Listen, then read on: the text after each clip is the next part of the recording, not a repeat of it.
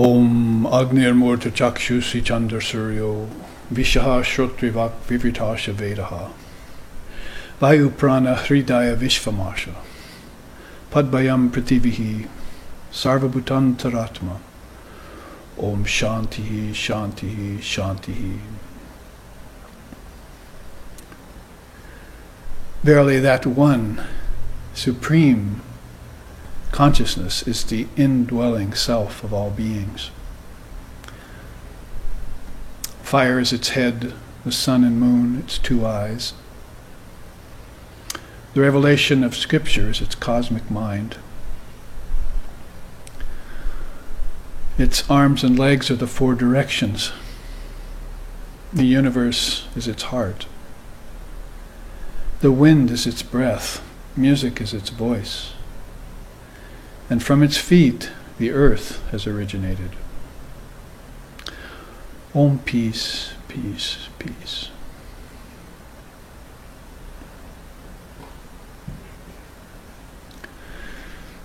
Om Hiranmaye Parikoshi Virajan Brahmaniskalam Tachubram Jyotisham Jyoti Tadyadatma Vidho Vidhu.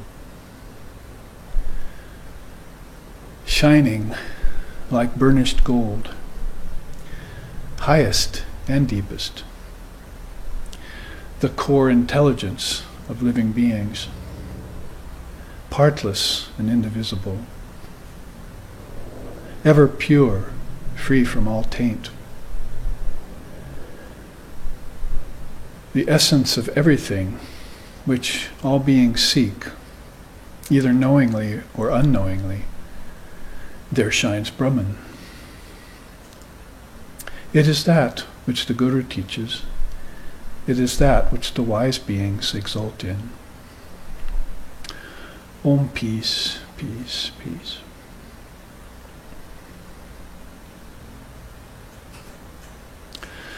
Om Sahana, Om Sahana Vavatu, Sahanau Bhunaktu, Sahaviryam Karvo Vahai, Tejasvi Navadidamastu Ma Vidvisho Vahai.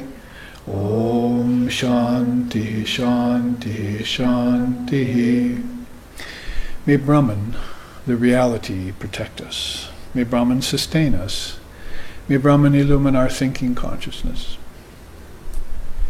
May we not find fault with each other, with the world, or with the teachings. And may what we study be a source of inspiration to us eternally. Om peace, peace, peace. May peace be unto us, and may peace be unto all. Om Hari Om. Namaste from the three worlds, and aloha from Hawaii, where we meet and find ourselves in the midst of a five-class series on the great teachings of Shankara and Patanjali. These are two names of very deep respect and reverence out of India. Patanjali, at least in the incarnation that most people hear of him, 140 AD, is the father of yoga. He's given that title. Of course, yoga is much more ancient than that, but he's given that title because he composed the eight-limb system at that time, just like Lord Buddha composed the Eightfold Path some 650 years earlier than that incarnation of the father of yoga. Father of yoga is seeming to be very influenced by Lord Buddha's teachings too. Shankara then coming along about 500 or 600 years again after that incarnation of Patanjali, and appearing as the student of Govindapada, and who is the student of Gaudapada, the great non-dualist. So historically speaking, we've looked into that and found out that there's a kind of a 500, 600 year line of demarcation or phase that goes by between these great souls. These great souls could be called avatars, divine incarnations, or you might reserve that for beings like Jesus and Buddha and Ramakrishna and Krishna and so forth, and assign these more to the founders of all the religions. You know that Buddhism's founders is Gautama Buddha, and as far as that goes, 550 years prior to Jesus, who then came in year zero, if you will, the new era, by Christian dating, and then after that, another 500 years or so, you find Gaudapada and his lineage, and another 500 or 600 years after that, Chaitanya, the great God-realized soul of India. Another 500 or 600 years after that, Sri Ramakrishna, Holy Mother, and Swami Vivekananda, whom we worship here as the most recent incarnation of God. We call them the new dispensation. And Swami Vivekananda brought with him what he called the new religion. He called it the 4 yogas. That is the yoga of action, the yoga of wisdom, the yoga of devotion, and the yoga of meditation. And those 4 yogas have been known in India since Krishna's time. You can read about them in the Gita. He called them Chaturdasya Yoga, the 4 great yogas. So it's the yoga of those beings who are practicing very conscious action, and they're very aware of the karmic effects that can come from action. Not just bad karma, but good karma is also a bondage in our tradition. Good karma can tend to lead towards freedom, but if it's relied upon as the end-all and be-all of life, then basically you end up just going to heaven and then coming back to earth and going to heaven, and that's what Lord Buddha called samsara, rounds of birth and death, without knowing about the nameless, formless reality, which beings like Ramana Maharshi and great souls like Gaudapada talked about throughout the centuries and millennia, actually, of India's historic and spiritual life. So that yoga of action, they're very aware of that and very careful with it. They try and actually turn their actions colorless, because some people try for white karma, and some people, unfortunately, are committing black karma. And then there's a kind of gray karma in between that blends the two. That's probably the most problematic, because you don't know why things are happening the way they are, not only in your life but in the world. Why bad actions end with people getting lots of money and so forth. And so this colorless action is an entirely different animal in the realm of karma yoga. Action in inaction, Krishna calls it in the Gita. Action in inaction. So you're doing a kind of action that's not for any gain whatsoever, personally, certainly not selfishly, and you're also very aware that since karma has its mark and its repercussion in everything that you do, every action you make, and you're practicing things like ahimsa, non-violence, like Gandhi was and so forth, that you could, as the Jains say, take a step and kill something. See, or take a breath and kill something, or eat something and kill something, and levels of karma like that Buddhists, Jains, and Hindus are very sensitive to. We're talking about India's great religions. So in this regard, then, the karma of action is one of those 4. Chatur means 4, Chaturdasya yogas, and Vivekananda brought that back and gave it a facelift. It used to be considered the least of the 4 yogas. In this age, he says, since everyone's doing action and that's all they seem to know, they don't love God anymore from the depths of their heart, and they don't meditate much anymore, most of them, and they don't have any study of scripture going on, and reading the great scriptures, not just dualistic scriptures, fundamentalist scriptures and so forth, and those kinds of interpretations, but what's called non-dual scriptures that speak only about the relationship between the apparently individualized soul and the Supreme Soul, Paramatman and Jivatman, we call it. And that kind of relationship that diminishes the line of demarcation between matter and spirit as you refine yourself to understand it. Advaita, they've been calling that, or non-duality. Very, very superlative philosophy, if you could even call it that, in India. So one of those 4 great yogas, and I'm speaking this way because the name of our class, this is the 3rd class of this series is called Negligence of Brahman and Doorways to Yoga. And I've left both of these charts up. I'm going to leave them up at the beginning of all 5 classes just so we remind ourselves, because we're meeting once a week for this series, so we need to be contemplating the teachings of the previous week and then coming forward and reminding ourselves the mind is very stodgy in that way, to keep God foremost in mind. Thou shalt love the Lord with thy whole heart, their whole mind, their whole soul. That's very difficult to do. So it takes a certain amount of awareness and consciousness that you work on, discipline yourself into, so that every breath you take is going to be in that atmosphere of divinity, and every act you do is done consciously and carefully. Everything you read is understood with clarity. Khyati, they call that.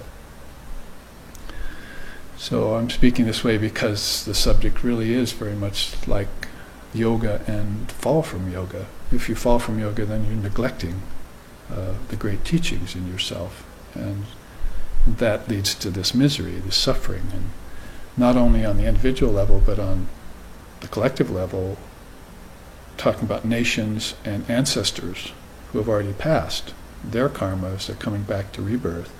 And then on a cosmic level too. Of course, on a cosmic level, you're not going to find Brahma, Vishnu, and Shiva neglecting Brahman at all.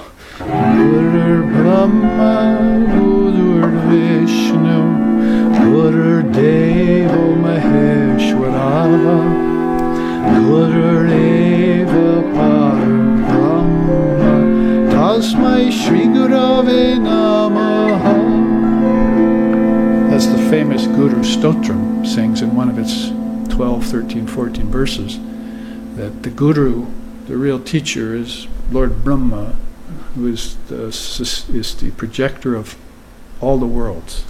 In our tradition, the worlds are projected out of the great mind. They're not created out of nothing. To create something out of nothing wouldn't make sense. So you can't get it out of dust, or you can't get it out of nothingness. You have to get it out of an idea. It all came from an idea in the great mind. Now you're sitting in the lowest tier, the lowest vibration of matter, which came out of the mind. All of this came out of the mind. It wasn't created by itself. It's a thought projection. And you move through your mind when you move through the outer world. The seers of India have known this for millennia. So they're very careful in that way. What they think becomes where they have to live. And so when they project things from the mind, they project them very carefully, enter into worlds very carefully. And they create very sweet and beautiful worlds, like Lord Brahma has, at his level. So that's the most sattvic, or most balanced world that you could see with your inner eye, if you were to go inside, say in deep sleep tonight, and see it, or to meditate long enough under the bo tree for 49 days, or in the wilderness for 20 days, that Muhammad and Christ and Buddha did, and then see these worlds inside of yourself. They're great stepping stones back into the light of Brahman, the formless light of Brahman. So when we sing Lord Brahma and we sing Lord Shiva, when Lord Brahma projects this, then Vishnu will sustain it for a very, very long time. How about 4,320,000,000 years long? Or whatever the length of that particular yuga Vishnu is presiding over. And then Shiva will come along and just dissolve it again. He's called the destroyer. So he'll just make sure that the great mind withdraws everything back. And in this process of projection, sustenance, and withdrawal, nothing gets born and nothing dies. Nothing gets created and nothing gets destroyed. It just gets projected, sustained for a while, and withdrawn back to its seed form. And this has been the great truth that India has been speaking about, these worlds of name and form, for time out of mind. And you have a long length of time go by in phases. People start thinking that things get created, actually out of nothing, or maybe out of a big bang or something, see. But if you're speaking in that way, you're talking physical matter only. Sure, the Vedantist, the Buddhist might say, okay, Mr. Scientist, we can maybe go with you in that direction. Everything materially got created out of a big bang. But what caused the big bang? Where's the force that caused that? We call it Shakti, Divine Mother Force. that she gave birth to everything, you're going to have to go deeper than physical matter to find the origin of worlds of name and form. Much deeper, into the mind, into the great mind, and beyond the great mind to the Word. Because even if you're a Christian, you have to look at that saying, in the beginning was the Word was with God, and the Word was God. I actually have a chart on that I brought with me today that we can look at. So Christ knew there was no origin to anything, that it was all projected out of the great mind of God, and that there was no actual creation going on. So he didn't want his religion based in the theory of creation. Origins. Origins have been known in India to be false forever. There's no beginning to anything. There's no middle to it, and there's no end to it. It's always cycling. And when Buddha came upon this truth in 550 years before Jesus, he said, oh, those cycles are what you want off of. The idea that things get created, preserved, and destroyed means that you get created, preserved, and destroyed. But your soul doesn't happen to your soul. That only happens to matter. It gets projected, sustained, and dissolved, if you will, or destroyed. You look on to that process. You're the great soul looking on to everything that's getting projected, sustained, and withdrawn back into yourself. You do it every 24 hours in your own consciousness. You project the world, you live in it a while, and then you dissolve it in deep sleep. So if you're looking from the standpoint of consciousness, or put it this way, if you're only looking from the standpoint of matter, then these great teachings called the Dharma, that have come mainly out of India and are also found in other religious traditions of the world, you're overlooking those. And therefore you're overlooking the subtle cause for the gross. And then you're overlooking the causal cause for the subtle. So A-U-M, that's Om, right? Shankara's teacher brought back that teaching, Advaita, that A-U-M stands for waking, dreaming, and deep sleep. It also stands for Brahma, Vishnu, and Shiva. And you have to connect these three states to know the Word. In the beginning was the Word.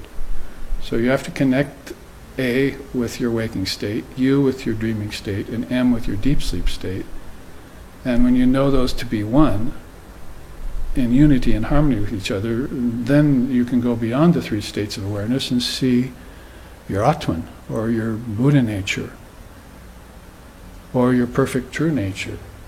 So these connections have been made for time out of mind. We're thinking of a next class series title, you see. It's going to have something to do with phases, connections, and that kind of teaching, so that we can bring these connections together and show people how everything is put together, see, by the great mind, and then how people forget it, fall away from it over lifetimes.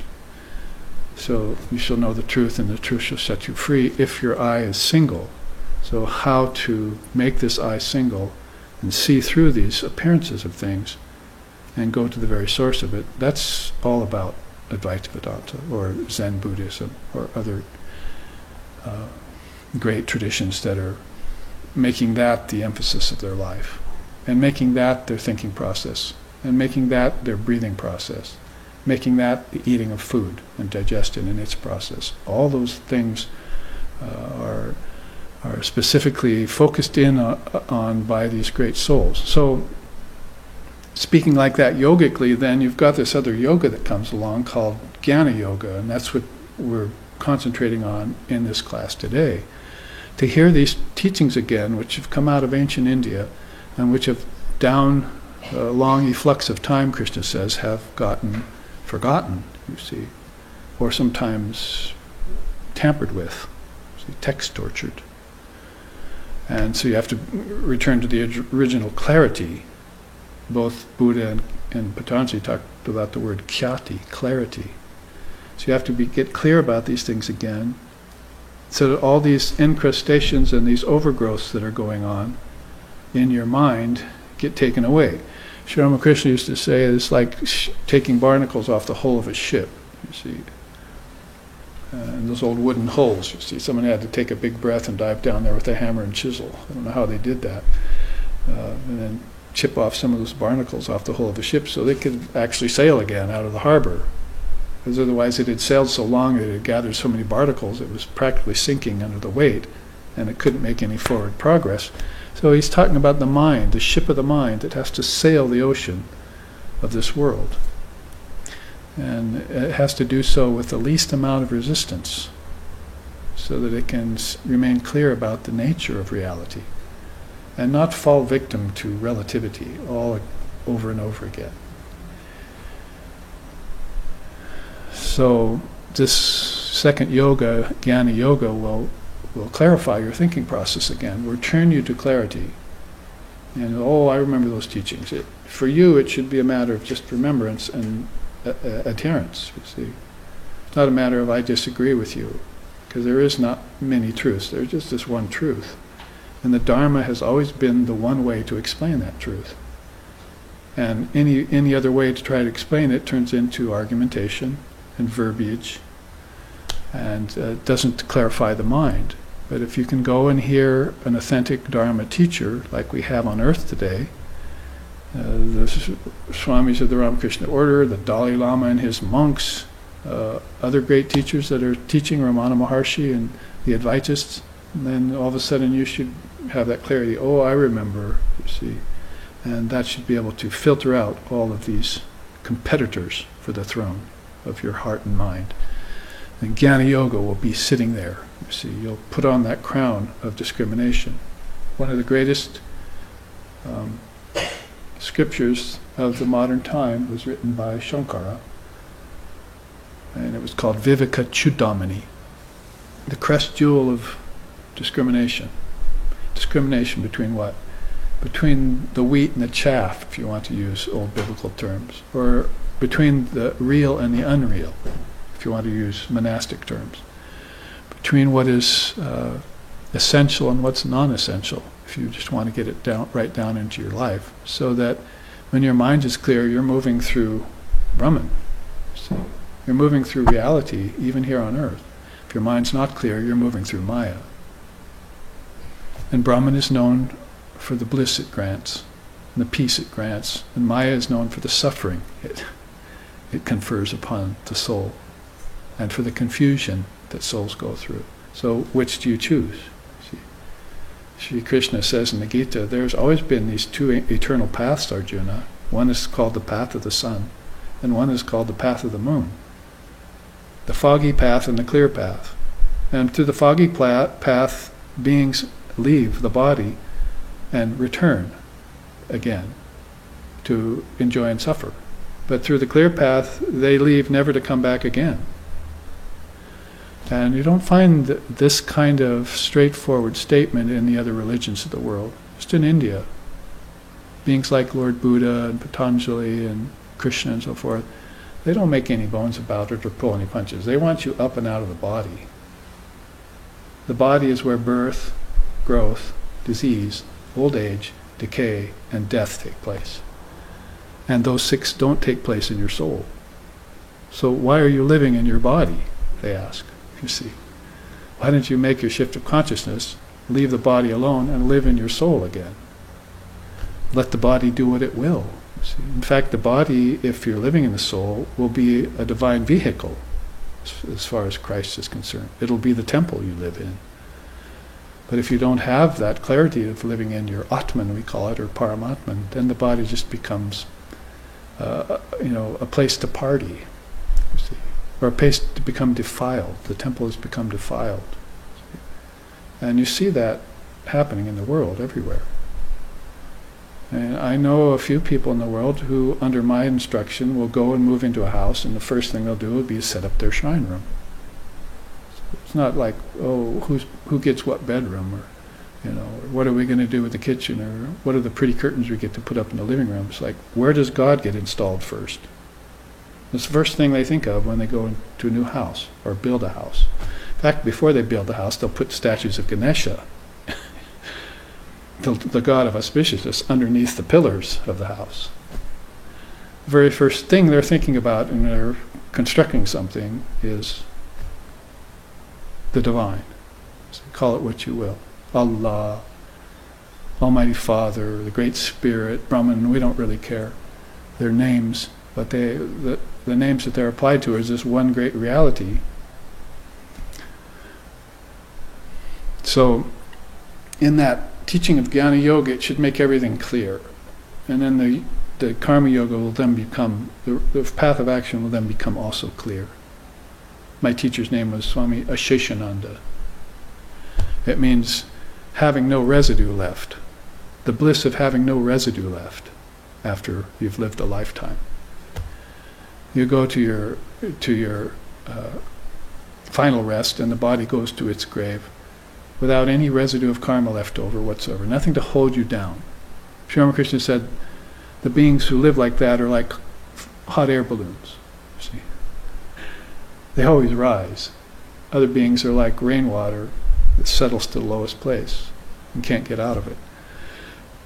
Turns into a swamp. See, festers. Lives many lifetimes of evil doings, or suffering, or unhappiness, or lack of peace. You should never lose your peace for anything. Peace of mind is the first and foremost thing to have, because from there you can get enlightenment without any problem. So those two yogas are very important, the yoga of knowledge or discriminating knowledge, and the yoga of action. And then you have these other two yogas called the yoga of meditation and the yoga of devotion. And they seem sometimes to be a little bit opposite of one another. That is, if I have devotion to God, then all of a sudden I'm putting up images, I'm burning incense in front of Him, I'm placing flowers there, I'm worshipping forms, and the people who prefer God without form are saying, oh, that's lower. See? Shouldn't be doing that. You should be concentrating on the nameless, formless essence that doesn't have all these names and forms attached to it, you see. Well, whatever the case may be with that, Sri Ramakrishna used to say, God is with form, God is also beyond form, and He's beyond both God, form and formlessness as well. So, if bhakti or devotion acts as a foundation for you to come to the formless, then of course it's well used. If you don't have bhakti and you just try and jump to the formless, then you might be missing a lot of steps. The kingdoms of heaven might not be known to you. You only know earth, and you'll know this unknown state that's beyond the mind that has no form and name attached to it, so you don't know any of the steps that are going in between. So Sri Ramakrishna said, if you can jump from the lowest step to the highest step, well, good luck with that. And if you can achieve that, you might be able to get enlightenment, but you will never be a good teacher for others. You'll never be a Buddha with full of compassion, because you don't know any of the steps that people are walking to get to enlightenment. You just made this huge jump, see. So the importance of having bhakti there is that it increases your devotion for God, it increases your compassion for other suffering beings, and it makes you refined and facile in the levels of karma yoga, like action. See? And it also moistens that wisdom yoga that could become too dry if it wasn't tested by devotion. My teacher used to say, again, Swami Sheshananda, two wings of a bird, or bhakti and jnanam. So wisdom is one wing of the bird, devotion is the other wing of the bird. Bird can't get off the ground without two wings. So with bhakti, you've got this great devotion that tends to fall into sentimentalism if it's not watched. But how does you keep it from falling into sentimentalism is to keep the jnana yoga prominent in your mind, because that will check this tendency towards sensationalism, towards emotion. It should be devotion, not emotion. There's a car outside in the parking lot with a bumper sticker on it. It says, I said dharma, not drama. See? So we want the dharmic teachings, not this drama of the emotions that are going on all the time, that tend to make people forget about important things, get them all involved in too much emotion. Ashobha is one of the teachings in Buddhism and Vedanta. It means free yourself from emotion, Ashobha. So then on the other hand, devotion can get too dry and too intellectual, could become too sterile, but if you have bhakti mixed in with it, then it'll moisten that, it'll sweeten it. It'll give wisdom its real foundation, you see. So the two wings of the bird are necessary there. Now the fourth yoga to talk about when you're talking yogically like this is the yoga of meditation, or Raja Yoga. Sometimes it's named after its founder, Patanjali, that is, called Patanjali. It's also called Ashtanga, eight-limbed, which some people are using it in a one-limbed way. You see, just physical yoga, and they're calling that Ashtanga. And so I asked them, do you know what Ashta means? It means eight. So you can't just have one limb of yoga and forget all the rest of yourself. You see, you've got a body, you've got energy, you've got a mind, and you've got consciousness.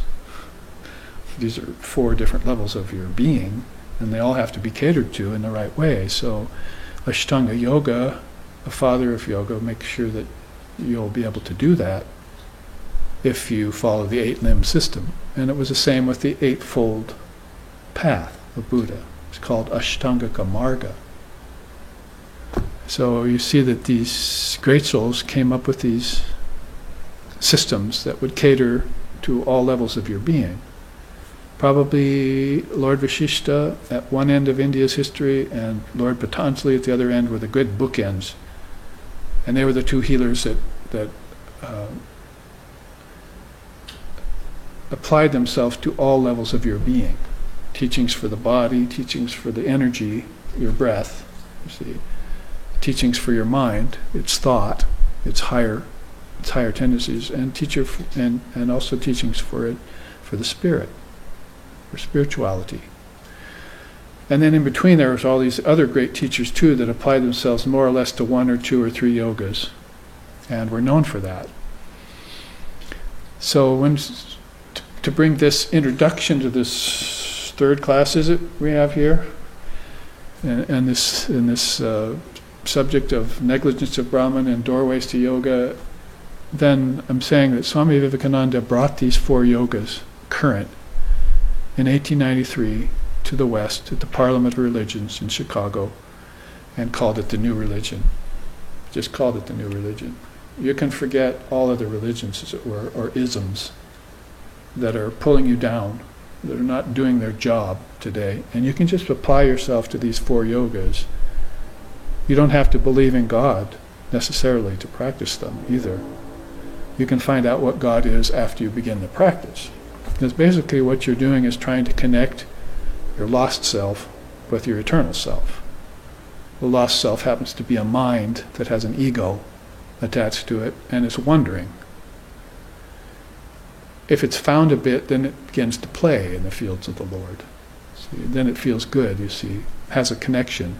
It's called lila in my tradition. Playfulness, you see, playful consciousness. It's sporting in the fields of the Lord, as Jesus said. But then you have a soul that's found, it gets over both being lost and it doesn't want to sport anymore.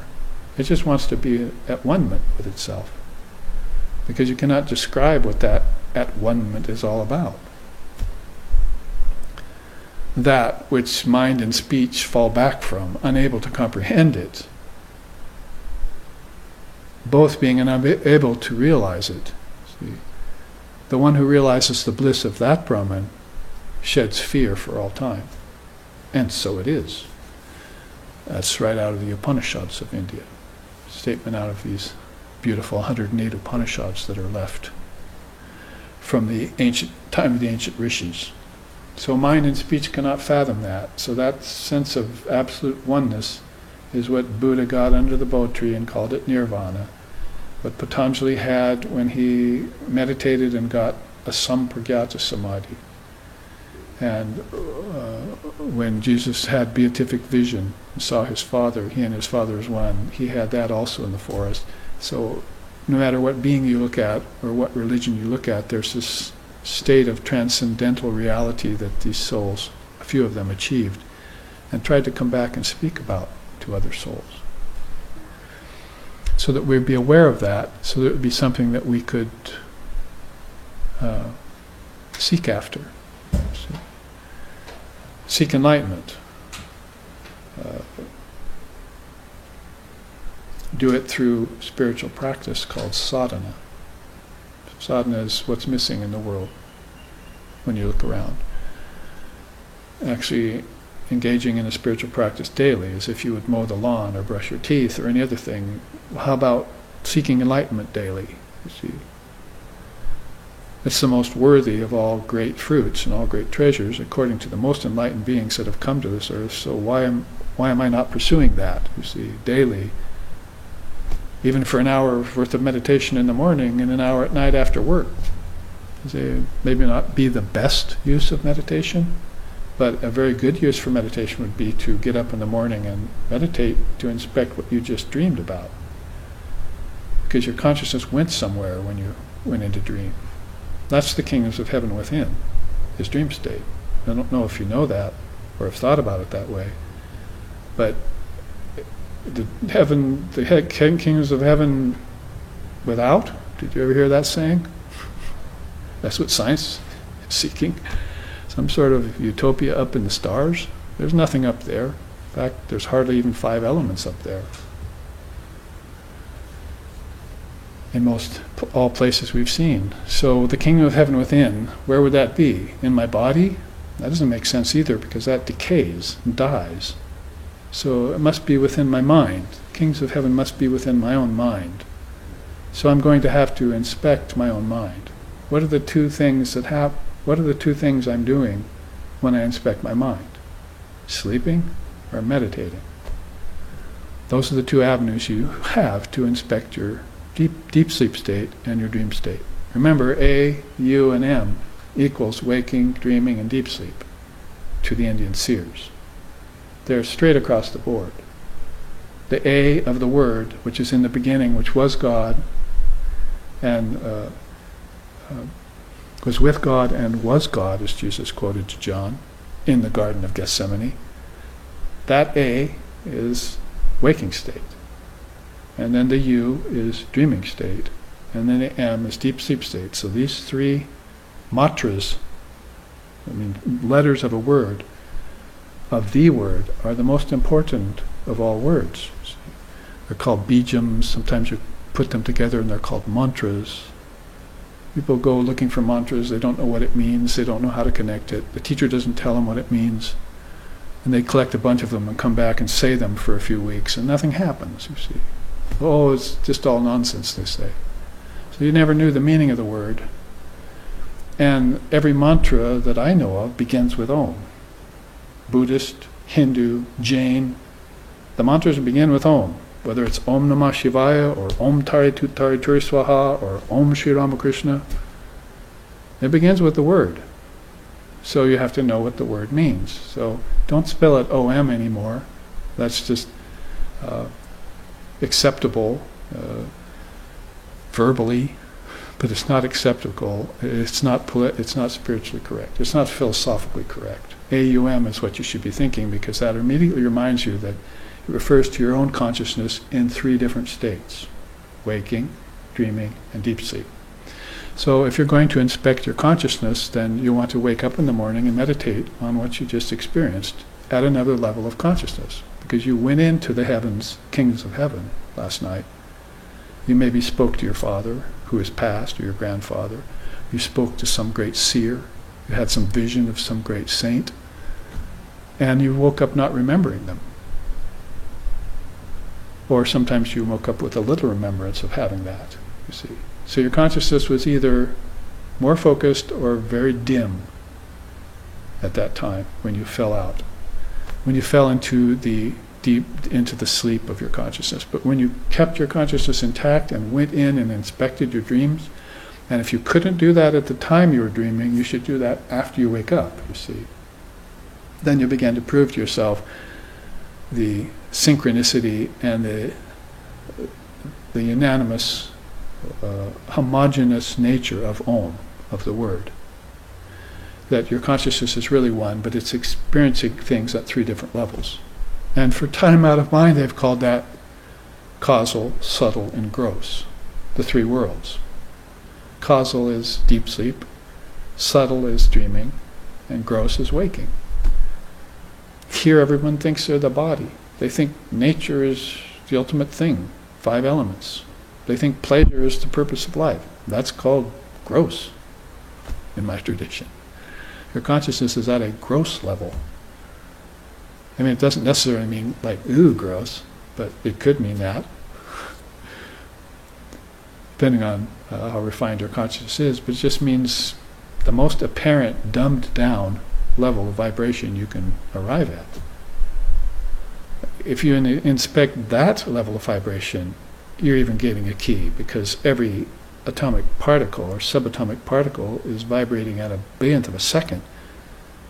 So that's how subtle even matter is. So subtle that maybe it doesn't even exist.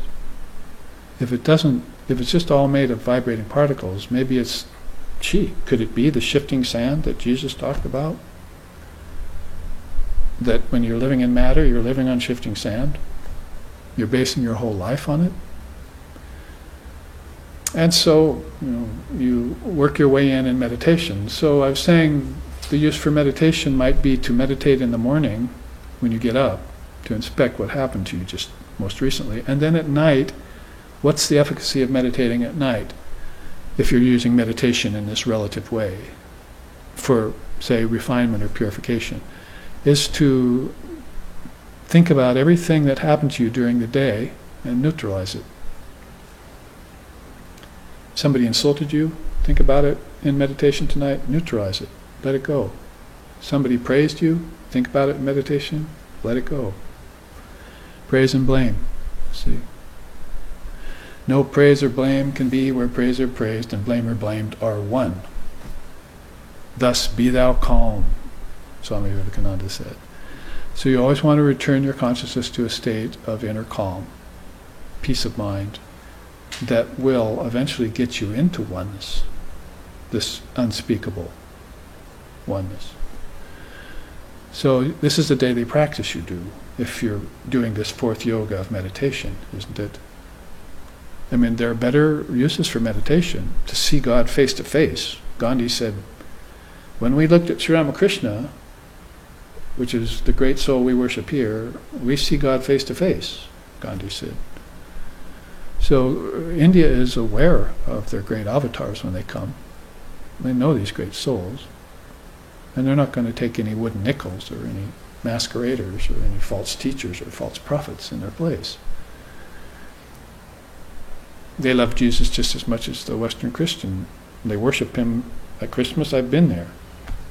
They tried to worship me as Christ once in India, but I told them I wasn't quite ready for that. Oh, you have long hair and a beard. Can we put you on our altar and worship you on Christmas Eve? I said, no. It's not enough to look like Christ. You have to be like Christ. And in India, that is not only possible, that's probable. Not only probable, that's what should happen. You should identify yourself fully with your divine nature, because it's the same divine nature that was in Jesus and in Buddha and in Krishna that's in you. There's no difference. And if there is a difference, you've placed it there. You've let your consciousness fall to matter or to sense life, see. And then your consciousness got apparently impure, you see. So then the great teachings come along and help you. Consciousness is never impure. It just takes on coverings, you see, and then just sloughs them off. So you need to be able to find the art of doing that. When something comes at you and somebody calls you a sinner, or somebody comes at you and says you're imperfect, you say, well, the body, of course, is imperfect, but my soul is always perfect, is one with the great souls. The Atman is one and indivisible. What else should that mean? It's also eternal, and it's also all-pervasive. So when the Dharma tells you these things, then this is for you to realize and bring yourself back up to non-dual reality. That's another reason to meditate daily. See? It's sort of like just resetting. I wasn't getting hot water the other day. I went out to the hot water heater, took a little stuff off, pushed a reset button. I've got hot water again. See? So everything needs to be reset. once in a while. So in meditation, you set your mind to think, I am perfect, I am pure, I am holy, I am divine. My nature is absolutely one with the great beings that have come here. And you just reset like that. And it's certainly much better than thinking yourself to be lowly or impure or sinful. Shamkrishna used to say, a man should never talk about sin. He should always think of his divine nature. So these are good practices and used for meditation. So with this preamble I've just given, which is typical of some of my classes, I've talked about the 4 yogas because we're talking about doorways to yoga. And if you remember, we looked into those teachings on these 2 charts. I won't review them at all because it would be taking a lot of time off of our first half here. But you can see there that when we neglect Brahman, the brooding mind thinks of the sense objects, falls into enjoyment, then has desire to possess what it enjoys, and then falls into the appearance of delusion. Then the supremacy of the ego marches forward, and the advent of bondage, and finally ends up in this freezing basement, forgetfulness of the self. This image taken in Alaska, I think it was, by one of my students, is a perfect example of a frozen river that even the waterfall froze. It was so cold. So this is how the mind descends when it neglects its true nature. We call it Brahman. You could call it Almighty Father. You could call it Buddha nature. You could call it the Great Self. Those names apply across the board to non-dual reality. But to forget it is tantamount to falling into this freezing basement of complete forgetfulness of your true nature, which is perfect, which is pure, which is divine, which is ever one, which is homogeneous, which is all-pervasive, which is eternal. They say so many things with these few wonderful words in Sanskrit and in English even. There are some good words for it. Pure conscious awareness, timeless, deathless consciousness. I mean, we've thought of all sorts of words for it, using the best words in English we could get to try and describe its existence. And in fact, when you say it exists, you say its existence with a capital E, because everything exists, but evidently everything's not aware of Brahman, its true nature. When you find a person who is, they're called a seer, or a saint, or a sage, or a savior. And then all of a sudden they remember themselves, and everything is aright with their life again. Karma's clear, your mind is clear, your devotion to God comes back, and you know the nature of Dharma when you hear it. You immediately respond to it. That's true. And when something isn't true, I'm sorry. I'm filtering that right now. It doesn't make sense. That God is a creator doesn't make sense. That God is here on earth doesn't make sense. You're looking for God in the wrong places. God is not in matter. Matter is in God. And until you get that straight, then the wheat and the chaff, you see, you're not going to be able to separate those in any effective way so that you can have enlightenment. God is never a form, but yet you have to use form and deify it to get to the formless reality. You have to use form. So the Tantrasists, which is another great tradition of India, deify everything. My teacher used to say,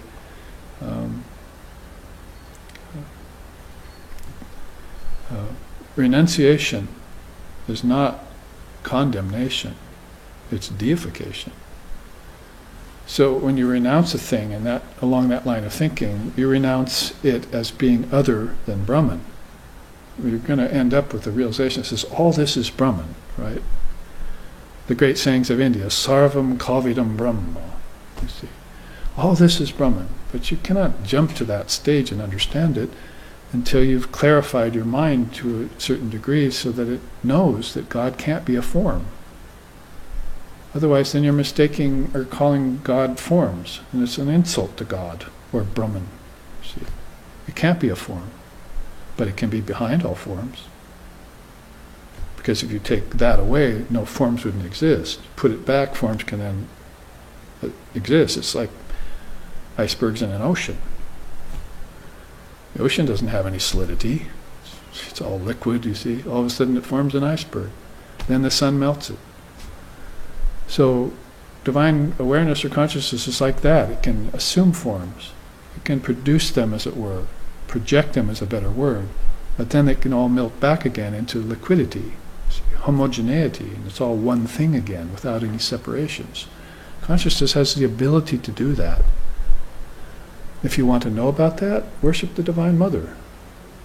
The Divine Mother's territory are the three worlds. She oversees them, overlooks them. Brahman has nothing to do with them. God is not here on this earth, we just said, because it's formless. It doesn't have a mind to think, so that it can't produce objects. It can't be the cause for anything. And when you're making God the cause of war between two factions, God's on my side, no God's on my side, then you're doing a great injustice to non-dual reality. God's not on either side. Sides mean two, right? Or sometimes even worse. There can be 4 or 5 sides. But even just 2 sides, you're doing God a great injustice if you put him on either side, because it's always non-dual. It doesn't have sides. That's its very nature you're talking about. It's not an opinion. So nobody can pull God on their side. Swami Vivekananda had a great saying once. He said, there are 2 tendencies of the human being. One is to drag God down to its comfort zones. Drag God from high to this gross world, you see. The other tendency is to raise oneself up to Brahman. Unfortunately, most beings take the first route. They come into this world, in this body, and they want to drag God down here. You see, oh God, thank you for all these blessings. Oh God, why did you forsake me? And God had nothing to do with either of those. And neither did the devil, because the devil just doesn't exist. It's a fabrication of your mind. So what's happening here is you yourself have projected this world, and you yourself has to withdraw it, which is why you meditate every day to do that. This is why you go into waking, dreaming, and deep sleep, and coming out of it to do that, so that you're left with no residue at the end of your existence. You came free, you lived free, and you departed free. But the coming, staying, and going was all a dream. And it didn't change consciousness one bit. Your consciousness stayed the same and witnessed the dream. Aren't you the same when you dream? And when you wake? And when you had a deep sleep experience? Or when you had a vision? See, I had a beautiful vision 2 mornings ago. I woke up weeping because I had darshan with Swami Vivekananda, you see. Very private experience. Sorry to be saying it in public, but that's sort of my territory right now. Beautiful, beautiful darshan of Swami Vivekananda, who is the most wonderful presence I've ever encountered. And all morning I just walked around with tears flowing down my face. I wasn't sobbing. So these souls are very real, very powerful, and they're inside your own self. Where else would they be? They came to you from inside your own self. They didn't come out of the sky. When Paul saw Jesus on the road to Damascus, it was just Jesus projecting a form for Paul to see. No one else saw him. When Jesus walked on the water to get Peter, it wasn't his real form that was walking on water. That's not possible. You can't walk on water. It was a vision that Jesus sent to Paul, walking on the water, to help him to keep from drowning. So you have to be practical about these things, and they have to make sense. And the Dharma clarifies these kinds of things. And it all comes out of your own consciousness. You don't blame it on God or blame it on the devil. You take full responsibility for it yourself. You see it clearly, and you get free. Thou shalt know the truth, and the truth shall set you free. If thine eye be single.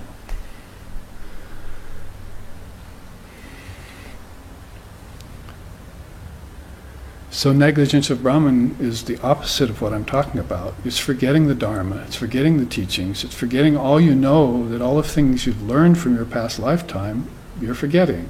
Why is that? Because you're engaging in things that are other than the Dharma.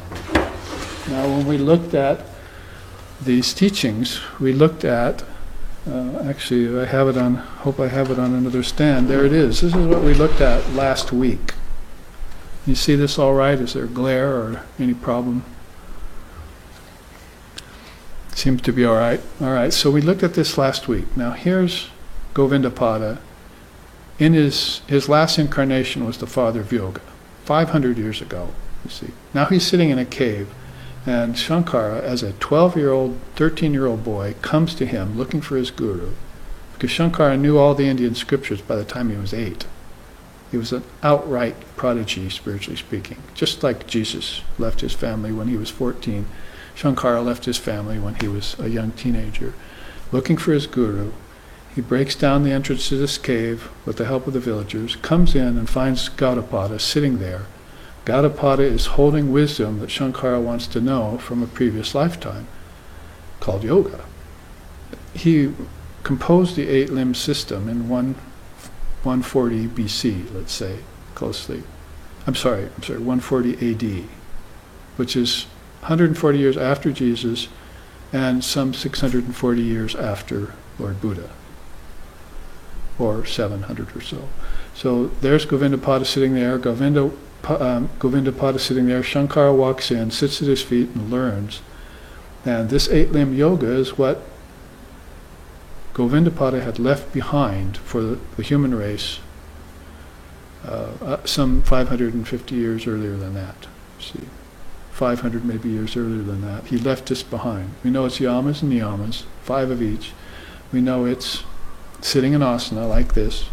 We know it's practicing breathing exercises, pranayama. When you sit in asana, you breathe. You even out your breath. Then you try and remove your mind from sense objects. Try and stop them thinking about sense objects, see? Because that's keeping them from thinking about Brahman, who is not an object. Brahman is an eternal subject, is not an infernal object. See? Then you concentrate. After you've cleared the mind of false thinking, you concentrate on Brahman. Then you meditate on Brahman when you've mastered concentration, and then you get samadhi. Call it Satori in Zen, or beatific vision in Christianity, or Nirvikalpa Samadhi in Vedanta. You get samadhi, the 8-limb. This is the 8-limb system Patanjali experienced in many lifetimes and finally composed it for the human race in 140 AD. And 500 years later, his young student comes along and says, how are we going to take this system of 8 limbs and make it more current for people? So we said last week, what he did was turned it into like a 14-limb system from the original system. He added in, renounce the world, practice silence, learn what space is, that there are 5 kinds of space. This is physical space. The next space is where your ancestors went to and where they're staying. The next space is where the gods and goddesses are. The next space is where the great seers and rishis are. And the next space has no form in it. It's all light. So 5 kinds of space. So Bhutakasha, Pranakasha, Chittakasha, Jnanakasha, and Chiddakasha. Akasha means space. This is a teaching that's ancient, millennia old before Christ, about 5 kinds of space you need to know about. So you have a body for each of them. You have a physical body in physical space. You have an energy body in the energy space, like where your ancestors are when you dream about them tonight. And then you have a mental space you go into, where you'll have visions of gods and goddesses. Then you have a space where you'll have visions of seers and saints, great hoary beings with turbans and beards and so forth. And then you have a space that's beyond form, inside of yourself. Kingdoms of heaven within you, you see. 5 of them. So you have to know about space. If you only know about one space, you can be as smart as a quantum physicist and not know the meaning of life. Not know who you are, where you came from, where you're going, or ultimately that you don't go anywhere. You're just one magnanimous, eternal, homogeneous being that all of a sudden decides to take a form and give it up, and it doesn't change you in any way. You're always free. You're never bound. You subject yourself to limitation and bondage when you take a body. And Brahman, God, doesn't have anything to do with that. You decide to take the body. Oh, God gave me my body. God gave me my parents. Nonsense. You did that. And you did it from the second realm of space. Now go to the Tibetan Buddhists, read the Book of the Dead, and get some teachings from them about how when you leave the body, you go into the bardo of becoming, you see. And from there, you have to take parents again for your next body. They'll tell you all this. It's written down in their books. They've meditated on it since 700 AD, when Milarepa and Marpa gave them the teachings over the border from India to Tibet. This is what they've meditated on for 1400 years. You see, one of the great teachings is the teachings of the bardos, which are just like these 5 kinds of space inside of you. And you know nothing about them? You think that this is all there is? Your physical body is your real body, your real self? In Tantra, that's called the first of 16 evolutes of Maya. That's as deceived or deluded as you can get to believe the body to be the self or the soul. They just state that outright. What? You think the body's a soul? What's wrong with you? See? Don't you know the kingdoms of heaven within? Don't you know your true nature? Don't you know the bliss, the peace, the love, the light that's within you? You hear it spoken about all the time.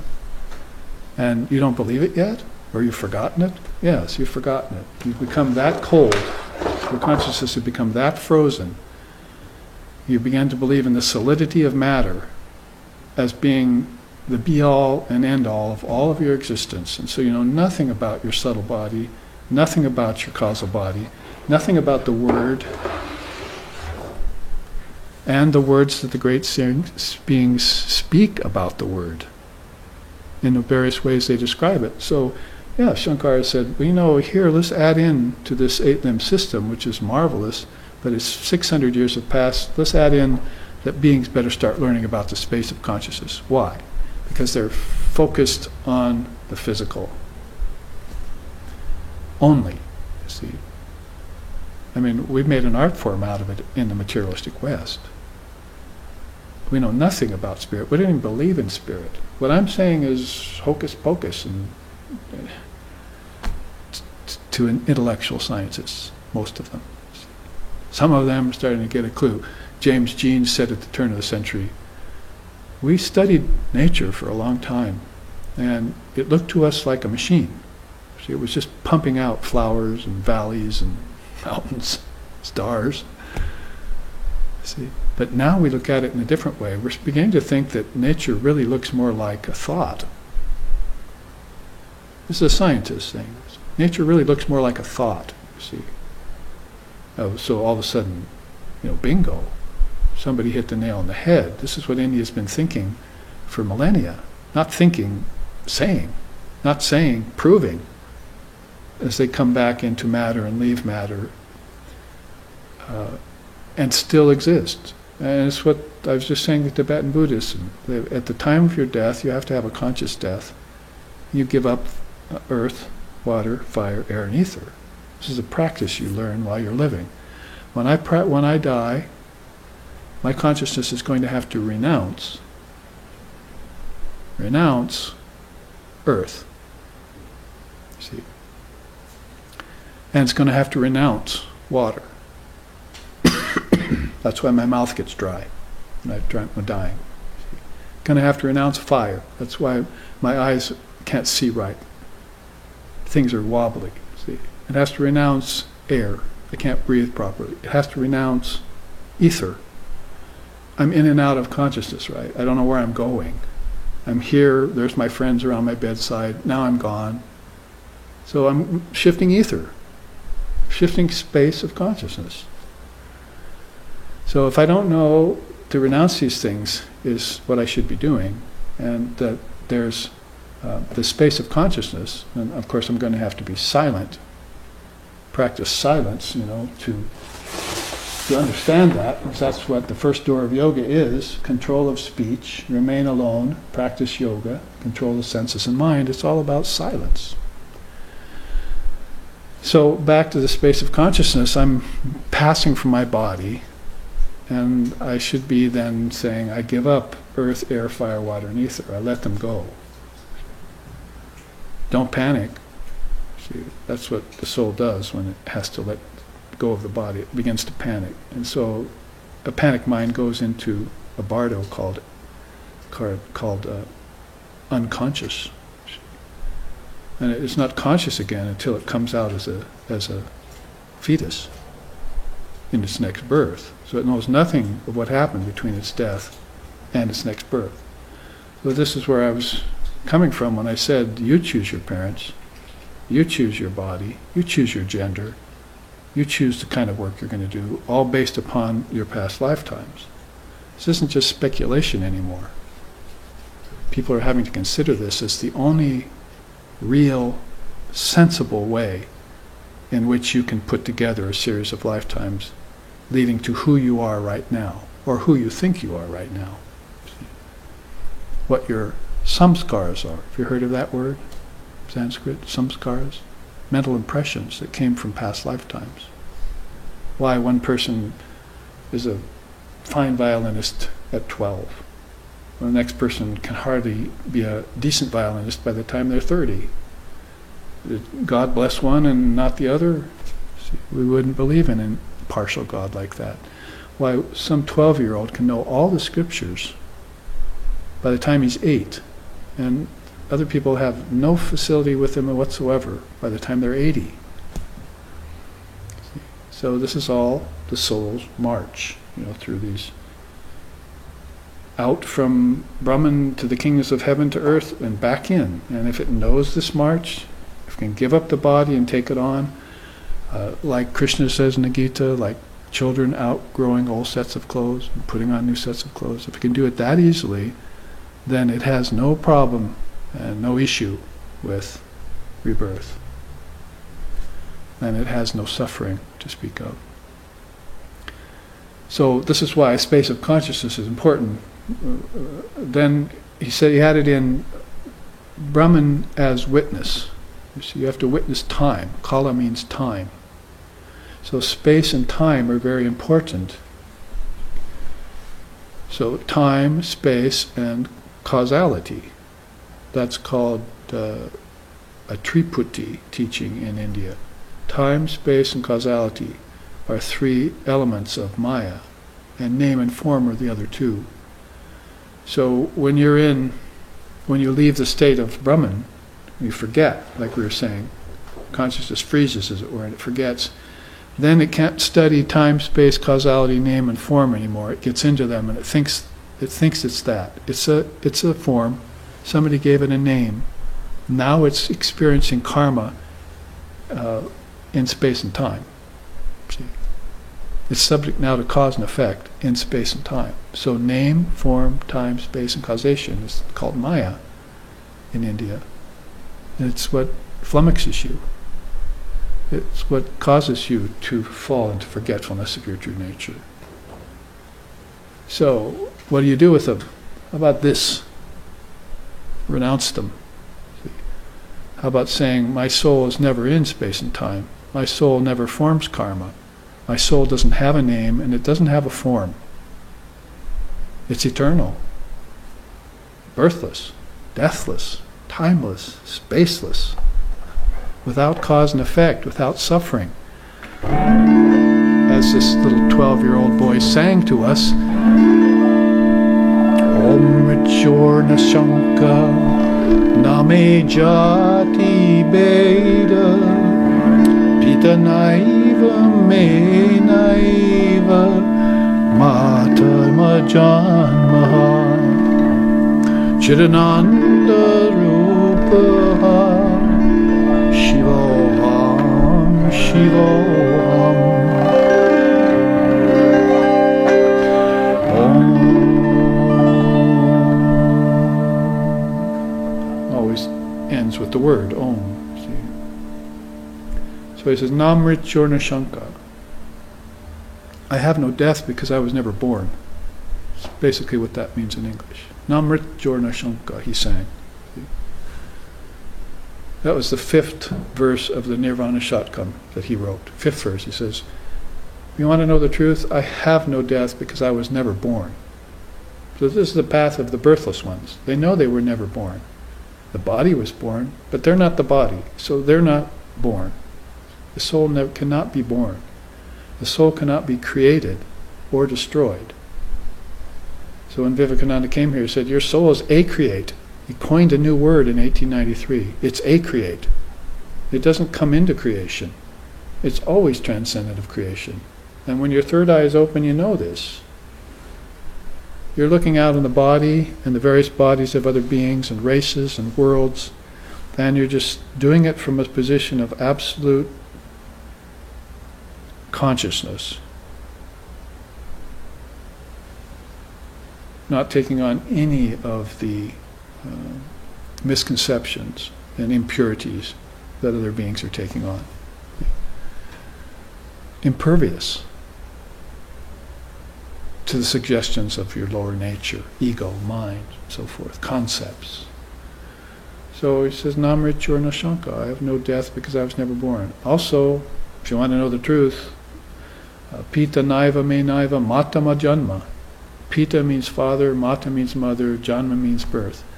I never had a father and mother. That's why he left at 12 years old. That's why Christ left Mary and Joseph at 14. I must be about my father's business, he told them, and left. See? They don't have any parents. What's all this emotion about parents and family? You know what level it comes from? Your family? From the energy level, from this here, the gut. This is where the fetus is formed, this is where food's digested, this is where water is taken, and there are millions and millions of nerves connecting here. It's the 3rd chakra. Heard of chakras? It's the 3rd chakra of 7. 4 higher, 3 lower. See, that is heart in the middle, 3 higher, and 3 lower. That's what they call it. So here is where rebirth takes place. And it takes place through not only the fetus getting nourished by the umbilical cord and the many, many hundreds and thousands of nerves that lead to that, but if you take those physical nerves and look behind them, you'll see there's a lot of subtle nerves, called a subtle body, that's leading souls into rebirth. Om Ara Eva Ratanabal Samhatra Yatra Nadraha Sa Eshon Shos Torate Bhuda Jaya Manaha Om Itjevam Jayatha Atmanam Svastivaha Paraya Tamasaha Parastat. It says, there in the heart where hundreds and thousands of nerve endings meet abides the Atman. Stationary but becoming manifold. Meditate upon that as Om, and Godspeed to you in crossing over to the farthest shore beyond all darkness. Right out of the Upanishads of India. See? Other statements about that say that there are 100,000 nerves inside of your body, hundreds and thousands of nerves, and each one of those is another 100,000, and each one of those is another million. So there's a whole network of nerves that you can't dissect with a scalpel to see, that's in a different dimension, if you will. It's called your subtle body, which is your dream state, which is the U of M, which souls course in and out of when they go to sleep. And they also do the same when they die. They give up their physical form, and they use their consciousness, fills these nerves, they're called nadis, inflates them, and moves through them into a deeper dimension that's in the mind, which is in the collective mind, which is in the great mind. see. And this is all called the three worlds, the three matras of Om. It's called the in-breath, held breath, and out-breath. If you want to simplify it, your in-breath, is life, and your held breath is, or birth, you say, and then life, and then your out-breath is death. See, oxygen in, carbon dioxide out, whatever you want to put names to it scientifically, but the real secret of the matter is that those three levels of the breath are exactly what he's talking about here when he talks about pranayama. Fourth level of yoga. You got to practice after you sit straight. See? And you have to sit straight after you get your morals straight. So that's yamas and niyamas, you see. There's the yamas and niyamas of yoga right there. If you wanted to start with yoga, you'd start with non-violence. You wouldn't hurt a flea, as the saying says. You wouldn't be eating your animals like people do, you see. You'd be taking care of them. Custodianship. Satyam, truth. Asteya, don't covet the goods of other nations. What if we practiced that in today's politics? Good luck with that. See? Don't covet the goods of other nations and other beings. Brahmacharya, keep yourselves pure. See? Don't engage in sexual relations here and there. See? Infidelities and so forth. Keep yourself pure. Keep yourself continent. For the monk, that means abstinence. For the householder, it means moderation. See? Because your energy body will get weakened if you spend too much energy out of it. See? So you retain it, and you take it up the spine. That's how you get beyond these chakras, you see, into the heart chakras, by sublimating this energy from food. And you have to have the power to do that. Draw it up the spine in meditation. Then a parigraha, don't accept gifts and give away gifts. Don't engage in commerce unthinkingly, because he says, via non-receiving and non-indulgent, the yogi perceives memory and mastery of his past births. So why are we not remembering our past births? Because immediately we get into the world, we start into business. We're a grocer, we're a lawyer, we're a doctor, whatever. We're making money. See? And if we were doing that at the same time the teachings of the Dharma were giving us, that's better, you see. Then we're doing everything not for the sake of money, we're doing everything for the sake of the Lord. And then these things don't render us impure. They don't confer suffering on us later, karmas. So the Dharma has to be first, then artha, wealth, then kama, desire, and then enlightenment at the end, moksha. That's an ancient teaching out of India. 4 fruits. Who gives you the 4 fruits? The mother of the universe gives you the 4 fruits. She gives you the Dharma from a teacher. She gives you wealth after that. She gives you desires, satisfaction of desires, third, and she gives you enlightenment at the end of it all. But Dharma has to be first, you see. So I'm saying here, if you are engaging in receiving and giving away of things, commerce they call it, and it's not, the Dharma is not there, then you forget your past lifetimes. If you forget your past lifetimes, then you end up in school every lifetime, learning the same thing you learned in the last lifetime, you see. Why do you think people are so tired of school? Why do you think the youth is rebelling against school? Why do you think our education is not producing higher mind? It's because they're tired of it. They've learned it so many times. If you want to put it in another way, it's already in you. You know everything. You don't have to relearn it every lifetime. You just need to recall it. As Ecclesiastes said, you see, there's nothing new under the sun. That's a good statement, Vedantically speaking. Nothing new under the sun. He's absolutely right about that one. Everything is just recycling all the time. And that's what Lord Buddha taught us. If you stay in the river all the time, you'll go around in circles. You'll never know what's in front of you and what's in back of you. That is, you'll never know your future lives, you'll never know your past lives. But if you get out on the banks, he said, and watch things go by, then you'll know that there's things in front of you and things in back of you, and you're just witnessing it, and then you come to be a knower of your true nature. And you won't get in the cycles anymore. You'll get free of cycles. So he said a lot about aparigraha. People sometimes take that teaching to mean, I shouldn't give somebody a gift at Christmas. Please, let's not take the Dharma and throw it in the basement. See? Let's understand the Dharma at a high level, because that's where it comes to us from after it's realized by luminaries. So this means you're forgetting your past lifetimes by engaging too much in matter, materialism, money, mammon if you want.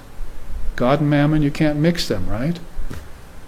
Even your own Christian teachers, forefathers, should have taught you this, because Jesus said it. So separate the wheat from the chaff. Oil and water don't mix. Put together a little cylinder like we do for the kids and show them, you see. Does it mix? Oh yes. Well, watch it for 45 seconds. Might as well do the experiment right here, you see. So the kids are sitting there, you see. Does it mix, oil and water? Well, yes it does. So wait about 45 seconds, and you see that it separates. This is the wheat and the chaff, you see. This is God and mammon. This is what Vedanta calls the real and the unreal. They don't mix. God and matter don't mix. God is completely transcendent. Matter is what came out of the thinking process. And when this becomes clear, all of a sudden, hey, I feel free now. See, guess what? I'm not matter. I'm not the body. I'm not the mind and its thought processes. Nam ritur nashaka, nam jati beta. I'm not birth and death. I have no father, I have no mother.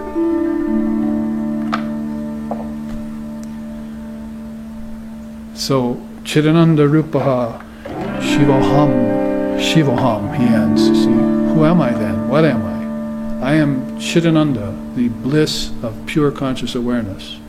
I am Shiva, Shiva, Shiva, Shivoham. I am the great dissolver of the worlds that I myself constructed. No one else did that for me. I can't blame anyone else for it. It's your own kulyana. We're in Hawaii now. Let's throw a few Hawaiian words into the Sanskrit and the English. It's your own doing. See? So as soon as you take care of your own doing, called karma, you can then be free.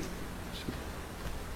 As long as you're pinning it on someone else, including your ancestors or the formless Brahman, you're going to stay in the same place. You're not going anywhere.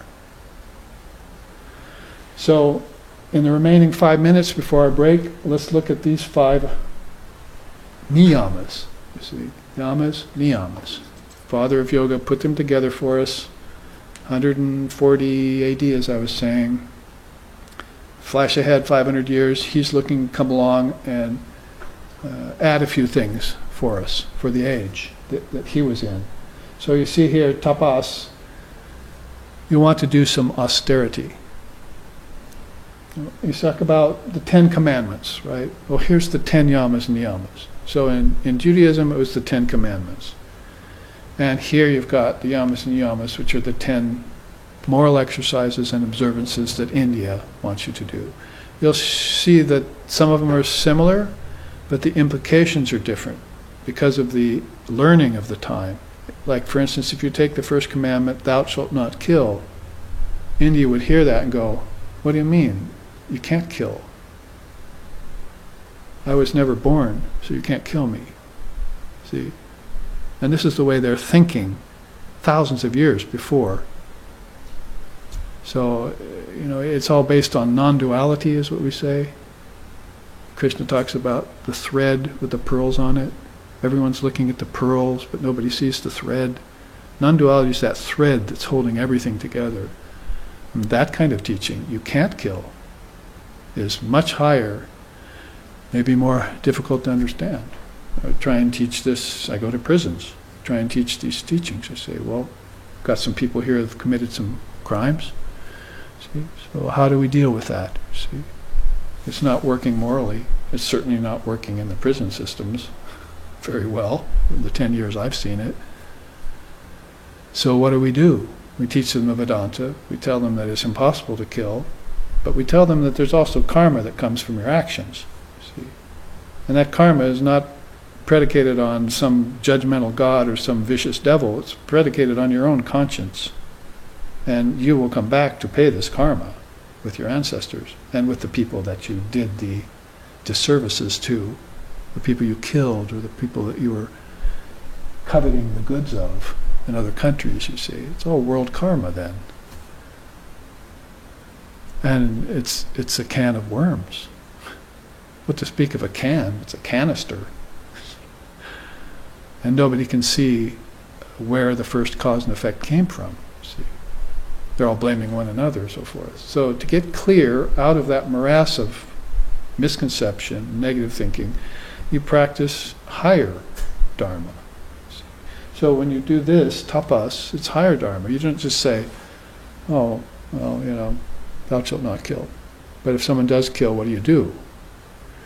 So if you had a murder to your credit, to your discredit, and your name was Milarepa, one of the great Tibetan sages, and Marpa came along as your teacher, and he wanted to teach you Tibetan Buddhism. He said, oh, actually you can't learn this yoga, you've got a great black mark there in your mind, see. I want you to build me a house. So Milarepa builds a house, see. Then Marpa comes to inspect it. It's all wrong, do it over. So he makes Milarepa build him a house and take it down 7 times. And that gets rid of the murder that he committed, the karma of the murder he committed. Because over the time he's with Marpa, he's learning Dharmic teachings, building a house, putting it back together. He's giving up his desire for outcome, self-motivated works. And pretty soon he's just doing everything automatically in the Dharma. And this gets rid of the black mark in his mind. See? So this is called tapas. It means austerity. If you have something that you can't overcome, you take it to task. You do some austerity. There are some forms of that in the West that are popular today, like vision quests, send the kids out in nature, do this kinds of austerities and so forth. But they don't have a guide out there. They don't have anyone telling them the higher teachings. The reason why they're even doing it's unclear to them. But if you do this austerity, some problem you have that's back in your grade school or in your high school or in your upbringing or even in your past life, all of a sudden gets worked out. You never see it coming, you never see it going away. All of a sudden you're free of it because you did some austerity. Like increasing meditation is an austerity. Doing your mantra is an austerity. I know monks who start out the first day of the month with 1 bit of food. They take 1 bit of food. The second day, take 2 morsels of food. Third day, take 3 morsels of food. Fourth day, take 4 morsels of food for 15 days. Then at the middle of the month, they decrease.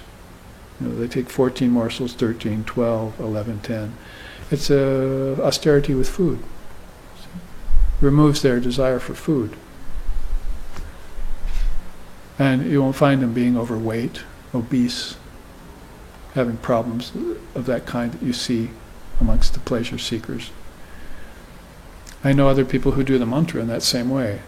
I'll do 108 repetitions of my mantra one day. Second day I'll do 216.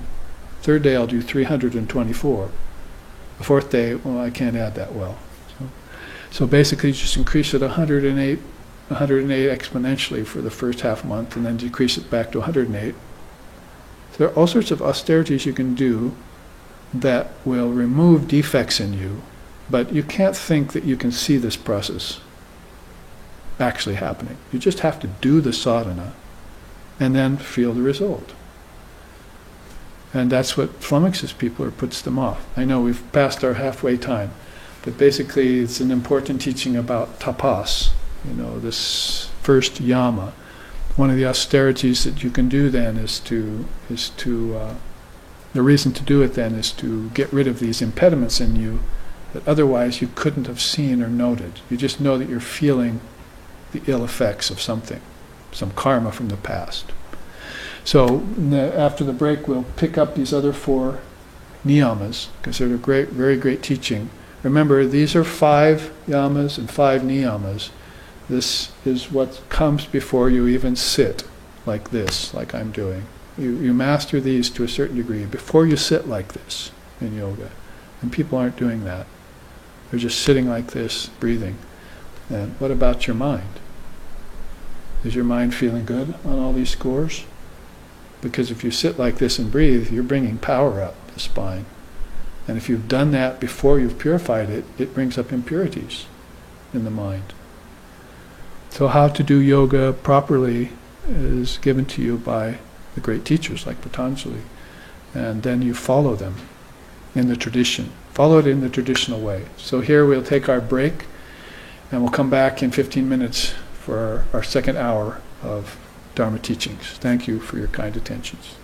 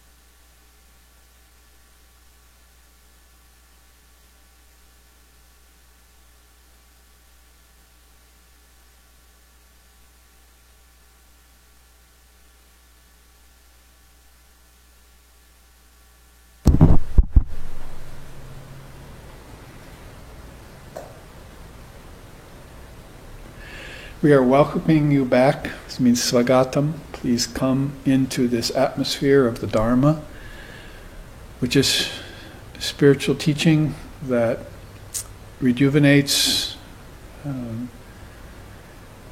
helps the body sit right, helps you breathe properly again, helps you feel free, your spine straight, your mind clear. All the levels of your being get treated by even entertaining or thinking about Dharma. And let's speak of practicing it. And that's where we left off after the first half, is that we're saying that we really need to enter into a practice that would, because these 5 that we talked about are observances. You must be nonviolent, you must be truthful, you must not covet the goods of other beings, and you should also practice moderation in your sensual appetites and free yourself from commerce or money making as being the main thing in life.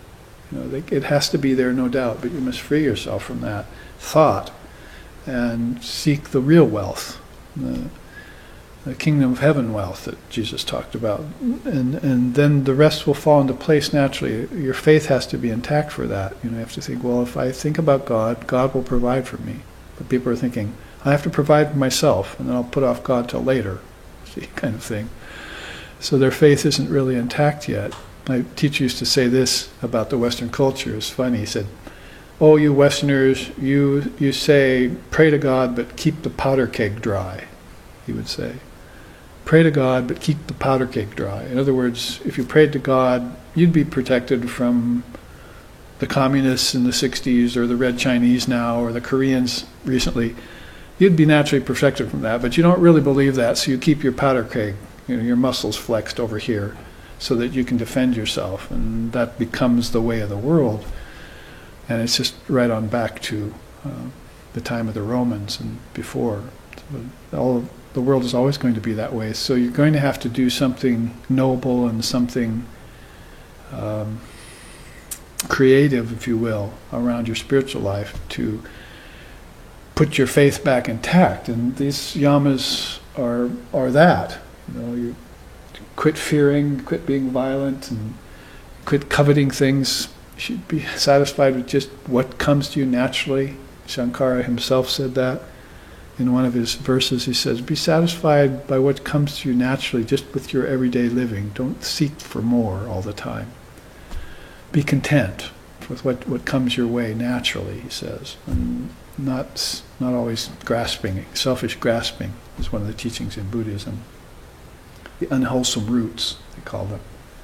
So those 5 we looked at, and we talked about tapas, and then Swadhyaya would be keeping your mind informed by reading the scriptures. Now, there are, depending on your teacher, there are probably some very good interpretations of the Bible and the Quran and other teachings of other religions of the world. We also like those teachings. But in India, we have to say that with non-duality as its basis, that you're on very firm footing. You're not on the shifting sands that Jesus talked about. You're on the bedrock of spirit when you approach religion through the standpoint of non-duality, that I and my Father are one, if you want to put it that way. You need to go no further than that in Christianity to know that you're one with the Father. That means then, I guess I'm not a sinner, or I guess the devil's not a problem, or I guess maybe my soul is divine. These are the conclusions that would come out of a realization like I and my Father are one. And if you're going to put up the argument that Jesus is perfect and you're not, then why did he say, be thee perfect as thy Father in heaven is perfect? Be thee perfect. See, he's not saying you're already perfect necessarily, but be thee perfect. Make sure that you check in with these great teachings and align yourself with God, like through meditation. We had the 4 yogas at the first of the class, right? So meditate on that reality, study the scriptures that reveal to you your identity with that reality, increase your devotion to that reality, and then do your work in that reality. And that would be more of a non-dual way of approaching, they call it a synthesis of yoga. Sometimes they call it integral yoga. In Sanskrit it's Purna yoga, the fullness of yoga. So these are the kinds of things that you immediately snap to if you're an adherent to the Indian Dharma. They call that Sanatana Dharma, the eternal Dharma. Then they say it goes back, time out of mind, it's actually timeless. And it just comes back again in cycles like everything else. So when it comes back in cycles, it has these great souls to guide it. Not just one prophet, not just one savior, not with one incarnation, and not just one scripture, but with hundreds of scriptures and many, many hundreds of realized souls in India to guide you along. I could start counting and I'd run out of fingers in the first 15 seconds of all the illumined souls that I've read in India. And of course we're talking about two of them mainly today, Shankara and Patanjali. But next week we'll bring in Lord Buddha and his teachings on the Eightfold Truth. That Fourfold Truth and the Eightfold Path. And we'll look at that because he's so much a part of that whole circle of India's teachings from 550 BC to about 600, 700 AD. That's about a millennia. So that whole close-in group of beings, you could make the associations with Buddha, Jesus, Gaudapada, Govindapada, Shankara, all within that one millennia in the Far East and in the Middle East. One of them from the Middle East. So, sun rises in the east, Swami Vivekananda used to say, but it sets in the west. So he wants us to take this sunrise of great teachings that come from these souls, think through them again in terms of the contemporary teachers that are informing you about the Dharma, and then have that sun set in the Western Hemisphere. That means that the Western man and woman, the Western races, should be in full possession of these teachings long before they have to face death. You see, like I was asked at the break, when did you start? 19 years old I started learning this, and I was fortunate. It's hard to come to a Dharma teacher in the West because your parents weren't Dharmic. They may have been moral, but they didn't learn these teachings yet, most of them. So we're starting behind the gun, behind the 8 ball, as they say. It's very difficult for Westerners. So they're going to have to remember these teachings, declare them to be true, open their single eye and go towards them. And you do that basically with these 5. You do austerity, you read the scriptures, you worship Ishvara. Here, all of a sudden, you bring a chosen ideal. Ishvara is a word in Sanskrit that means chosen ideal in English. So you have a chosen ideal. The religions are already set up that way. Millions of people worshipping Lord Buddha, millions of people worshipping Jesus, billions of beings worshipping Krishna. So the ideals are already there in place. And there are these main ideals, Ishvara, and then there is also Ishvari, the Divine Mother of the Universe, whom India says is behind all these. This is called Shakti, Mahashakti or Mahamaya. She's behind all of these religions, and all of these beings, they say, are her sons and her paths. So that's why Divine Mother of the Universe is now been brought forward by Sri Ramakrishna as Mother Kali, and by Sri Sharada, who's her incarnation, and by Swami Vivekananda, who, though a monk, nevertheless made the statement, Divine Mother is my especial path. So she's come for us, these great beings have come forward to introduce this great Mother, the World Mother, or the Mother of the Universe, Divine Mother, to us. So she's bringing her out from hiding, because she's always been humble, quiet, retiring, behind the scenes in every religion. But if you look in every religion, you'll find there's a mother figure, whether it's Mary in Christianity, or Shekinah in Judaism, or Shakti in Hinduism, or Pragyaparamita in Buddhism. You'll find out there's these great mother forces, mother of wisdom forces that are behind these religions. So you want to worship her, bring her forward, propitiate her. And this is what you'd be doing when you worship Ishvara. Either worshiping her outright, if you know about her, or worshiping her sons. Has beautiful, actually, musical pieces in India. Probably so many you can't even shake a stick at them all. As my granny used to say, that sing about this beautiful worship. Tava nama sadashu shankara he patita dhamma manava pavaka he mahima tavago chara shudavane Guru Devadaya Karadina Jane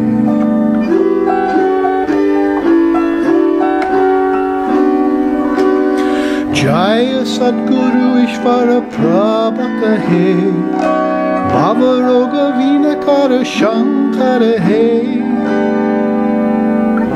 Anayena Rahitava Shri Charane Guru Devadaya Karadina Jane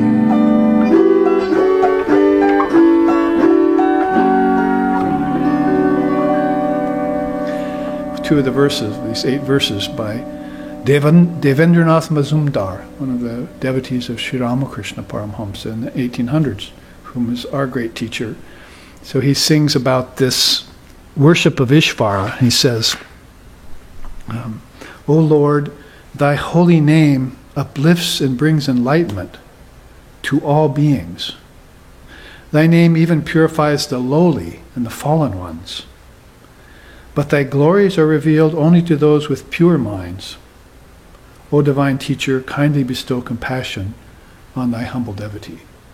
So this man has taken the absolutely foundational position of being a worshipper of his guru. Devendranath Mazumdar, Sri Ramakrishna Paramahamsa. This is the Ishtam, or the Ishvara form that he worships. And therefore, he's come to realize that Ishvara will come there for fallen and lowly people, but the glories of Ishvara are revealed only to those with higher minds. So you can fall into a very precarious position, a hellish position, if you will, because hell and heaven are both inside of you. So you can go there in your mind easily. They're not locations up in the sky or under the earth. You know that by now, because we have satellites and we have drills. Excavations, you see. So we know that these kings of heaven and the patalas, they call it in Buddhism, the 7 hells, are all inside of us. Consciousness goes there in dream, in nightmare, at the time of death, and it comes out again of them. So he knows this, but he knows on top of that the glories of God are revealed to those with higher minds. So those beings who renounce the heavens and the hells, and they find out about inner space. You see, they're quiet, deep, and peaceful, and they find out about inner space. They get the higher teachings given to them in any given lifetime. And that saves them. This doesn't save them, it actually redeems them and it liberates them. We make a big difference in India between salvation and liberation. Those are 2 different animals. Salvation means you're still depending on a savior. Liberation means you don't have to depend on anyone anymore. You know yourself. And so, talking about Jesus, from the podium, my teacher used to say, India never turned its divine incarnations or its avatars into saviors. It turned them into exemplars. So we don't believe that Jesus was a savior. We believe that he was an exemplar. That was how he made the distinction between salvation and liberation. Jesus came to tell you to realize the truth, and the truth will set you free. So that has to be a teaching revealed to those with higher minds who believe in themselves. So you're going to have to give up this negativity, this negative thinking, and these ways that conventional religion have tried to convince you otherwise, that you're a sinner or that you're impure, that the soul was created, that God is helping you on earth. None of those things are true. You yourself are God, and you have to help yourself. Realize that. In fact, the greatest help you can do is by realizing it. And this is what's behind Jainism, Buddhism, Hinduism, Tantra, Shaivism, Vaishnavism. It's all self-realization. And I and my Father are one is the result of that. It's not that far a jump to go from those teachings to what Christ taught. I and my Father are one. What did he mean by that? He came out of the forest, like Buddha did, and said, I am the light of the worlds. Those that follow me shall get eternal life. I mean, what does that sound like to you if it's not non-duality of India? Because Christ probably went to India, they say, in those dozen or so years where they lost track of him before he came back. So anyway, this is something about this Ishvara Pranidhana. Worship of Ishvara is so important. And so that's why I'd like to introduce some of those beautiful songs into the mixture. Now, Santosha is the fourth. We're going through these a little quicker because I wanted to show you another chart I have here on the word, A-U-M, Om. So, Santosha means basically contentment. Sometimes they call it a kind of peace of mind, but peace of mind, sometimes they'd put that on a higher level, the peace that passes all understanding kind of level. That's something that's a jewel of great price, or that kind of thing. But Santosha is a basic contentment that you have, again, like Shankara said, with anything that happens or anything that comes your way or doesn't come your way. It's a kind of equanimity that you have, and that comes to you. Some people have it naturally in life. They're just born that way. They're born with Santosha, and they're very even about everything that happens to them, positive, negative, mixed, and they work their way through it with that kind of equanimity. You meet people like that. People without Santosha then, of course, are falling into all sorts of turbulence and difficulties in their lives, and always complaining about them. And the teachers have to hear about those complaints. So then Santosha and Saucha is purity. So they put purity as actually not just an observance, but a practice. It's kind of interesting. He says here, purity brings out mental essence to ready the intellect for seeing the self. So the intellect has to be prepared to see its true nature, and purity will be that safeguard that will allow it to do that. About Santosha, that is contentment, pleasure in the world and in heaven can in no way compare to the pleasure of the ending of craving. So seeking heaven and hell is craving, or seeking heaven and going to hell and so forth, or coming to the world to try and satisfy the senses and the sense objects. In no way compares, he says, to the end of craving. It's very much influenced by, guess who? Lord Buddha. It says the end of craving is in some of the teachings of India, like it has to do with the Nidanas, which we'll look at next week, as we want to see these Buddhist teachings out of the early time that was very influential to both Shankara and Patanjali, that these links in the chain of births, 3 births that beings have to take to get free, they say. So one of these, of course, has to do with that craving. 6 bases and so forth. You just develop more craving, and through sensation, there it is, Trishna, craving or desire. Desire for further contact of senses with their objects. Where if you find a person that's more enlightened, they're beginning to give up their craving for objects. They're not interested anymore in objects. Maybe they've gained enough wealth, or maybe they have enough properties or whatever. It's happened to kings, it's happened to wise beings, and it's happened to even devotees and so forth. Even earthly people or worldly people, all of a sudden, oh, enough of this. I'm kind of tired of it. It's not fulfilling me anymore, you see. So their craving ends, and then Holy Mother says that's the last lifetime that the soul will have to come back into the body if they satisfy their desires. They don't have any desire for anything anymore. That's a positive thing, by the way, folks.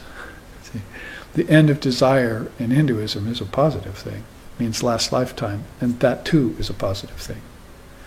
So you have to understand how they're thinking, not in terms of body and earth and nature and life being the end-all and be-all. It's the end of the spectrum. See, it's the most grossly vibrating world is to be in the body. And these other kinds of space are where your soul goes when it's dreaming and when it's having peace, when it's having non-duality and deep sleep. One of the great teachings of Shankara's teacher, actually his teacher, Gaudapada, his teacher's teacher, was that is that teaching of deep sleep. It's where you go formless. Nobody knows what happened to them in deep sleep. They were neither waking, because the senses were turned off. They were not dreaming, so their mental senses were turned off. Because you see in a dream, and you hear in a dream, and you taste in a dream. So you must have senses in the dream too, right? So they're called subtle senses, 5 of them. 5 outer senses, 5 inner senses. But in deep sleep, that all goes away. What happened? So that's been a point of interest, contention, and inspection through meditation of the Indian seers for thousands of years. What happened to me in deep sleep? Where did my consciousness go? Because these are beings who are measuring life in terms of consciousness, not in terms of matter or senses. The whole ideation, the whole criterion for what life is not based anymore on matter and senses, it's based upon consciousness. I mean, it's about as simple as you can put it. They've shifted away from these external things that are so important to people as being the end-all and be-all of existence, and they've shifted their consciousness away till actually the end-all and being of consciousness is consciousness. Our teacher, our founder here of SRV, Lex Sixer, used to say that everything is in consciousness, and consciousness is also in consciousness. So to become aware of awareness, or become conscious of consciousness, is a very Buddhist, Vedantic kind of attainment that they seek after. It's a little bit like, the eye sees everything, but it can't see itself. You're kind of like trying to see your own eye. It's just not going to happen. So looking for consciousness, he used to say, is like an Eskimo watching snow conditions day to day. Because his life depends on it, right? It's so important to know how snow changes every 12 to 24 hours for the Eskimo. So in that same way, for the person who's seeking God, it's so important for them to study their consciousness with consciousness every day, every 12 to 24 hours, so that they can know how it changes, and they can know how to shift and adapt in order to keep their consciousness. So they study consciousness with consciousness to maintain consciousness. It's basically what it is. So consciousness is the end-all and be-all of everything for these beings. They've given up measuring by any other device than consciousness. You have to understand that about them. And when you do, then you can understand the Dharma better. That they're speaking from the standpoint of higher intelligence. So some of these comments here that we haven't been going through with every one of these yamas and niyamas, enough to say that nothing can compare to that kind of peace that comes, peace that passes all understanding, that comes when you observe this kind of a regimen of practice. It's a kind of austerity in itself. And in fact, Patanjali himself said, if you want to take yoga and quintessentialize it, he called it Kriya Yoga, you would take tapas, svadhyaya, and Ishvara pranidhana and practice those 3. You'd study the scriptures, worship God, and do austerity, and those 3 alone would get you enlightenment. That's called Kriya Yoga. Now there are many modern exponents of Kriya Yoga who are proposing other systems, but if you go back to the original system, that's Patanjali's way of crystallizing it. And so he considers of all of these 3 the most powerful when they're put together. Study the scriptures, worship God, and practice austerity day to day. Keep yourself in that regimen, and mind remains pure, energy flows unimpeded, body experiences health. That's a chant I'm quoting in English from. Apyayantu mamangani vak pranaschakshu shotramatra balam indriyani cha sarvani. It basically means, may the body be healthy, may the life force flow unimpeded through everything, our senses, our limbs, and may my mind expand in its capacity to know Brahman. Consciousness doesn't expand. The teachers in the 60s had that all wrong. They put it wrong in English. So people are thinking, oh, my consciousness is expanding, you see. No, consciousness is one pure, amorphous mass, undifferentiated, pure conscious awareness that never changes. It's boundless, no borders. It's infinite, not finite. So it can't expand or contract, but your mind's consciousness can.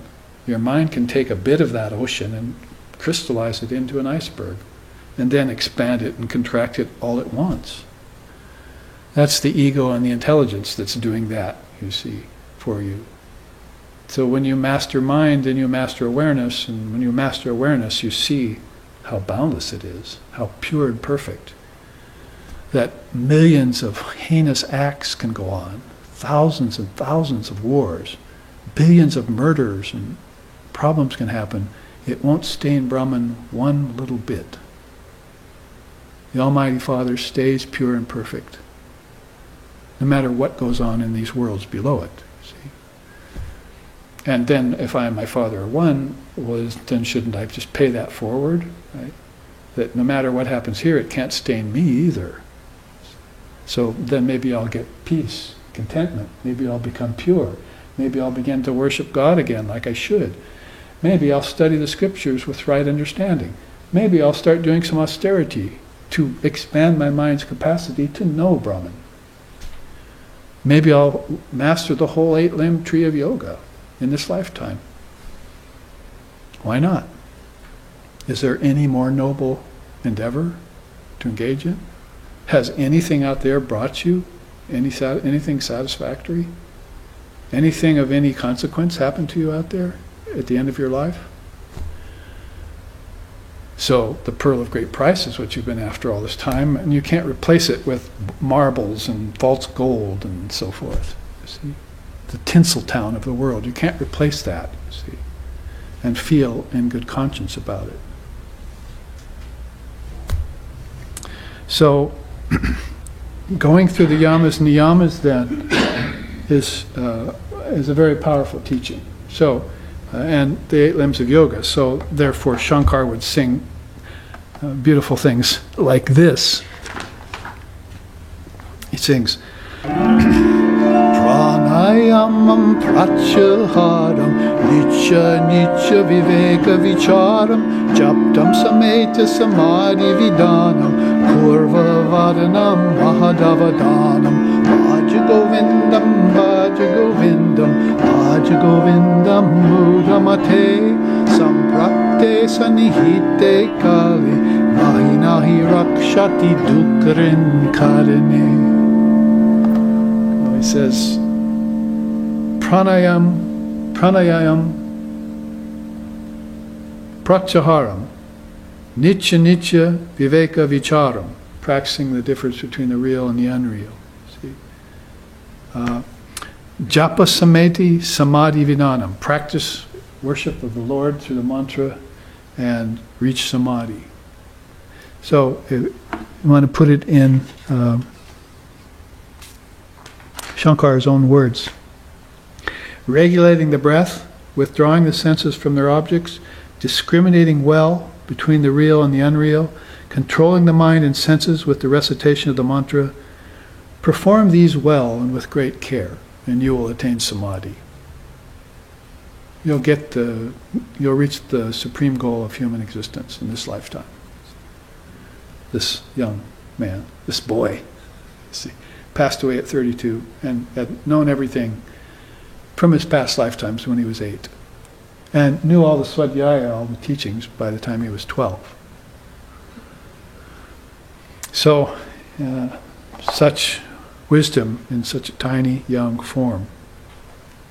Now, to segue, we want to then, and I promised you, and I've been promising it for a couple of weeks, ever since I created this. It was like 133, I think. It's the most recent of the Vedantic teachings charts. And so, put this together a couple of weeks ago so it would be available for this series of class. So there you see it with its double Hawaiian waterfall, which I like very much, and the rainbow coming off it. and beautiful greenery of nature behind it. But then it's got superimposed over it these different levels of the word, you see. And so when we study the word, and I will re-quote it again, in the beginning was the Word was with God, and the Word was God. That's how Jesus put it to John. And I think the story goes that John meditated upon that saying, even in a cave at the end of his life. He was one of the few of the 12 apostles that actually went cave dwelling toward the end of his life, I heard from one source, and therefore meditated on the Word because Christ wanted him to. I think the follow-up teaching was, if you don't understand the Word, then you really won't understand the ultimate origin of things. Like you may come to believe that it's a Big Bang, some sort of physical explosion caused you. I think some kind of physical explosion will destroy you, basically. It's more the truth. But if some sort of explosion in space, created all of this, or the possibility for all of this, and that's what you're believing, then you'll probably forego entirely the idea of these upper atmospheres that we were just talking about in the first half, these 5 different akashas. So if you go into amongst the knowers of Brahman and you say a word like akasha, they'll go, you see. If you say the word akasha to Western people, see. Well, it just means ether, but in many of our Western systems, we still only think in terms of 4 elements, don't we? Ether is almost unknown.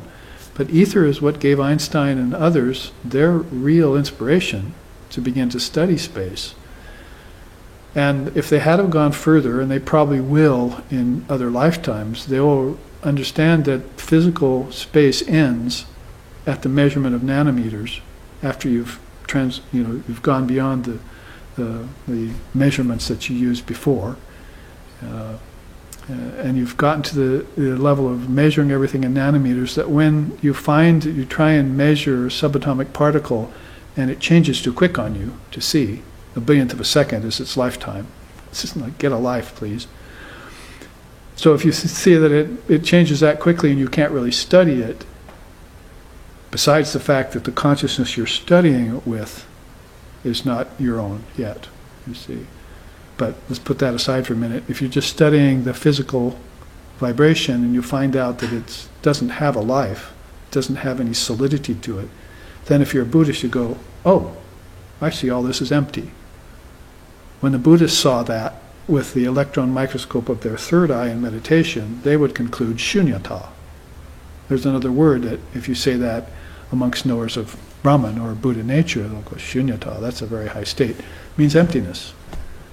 So that's how they get to this idea that everything here that you see, taste, touch, hear, and smell, that's made of ether, air, fire, water, and ether, the 5 senses with the 5 elements, is empty.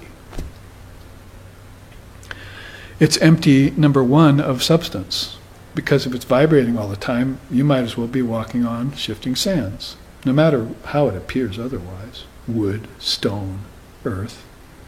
It's shifting sands. And number 2, it's empty of the ability to fulfill you. Consider that, you see.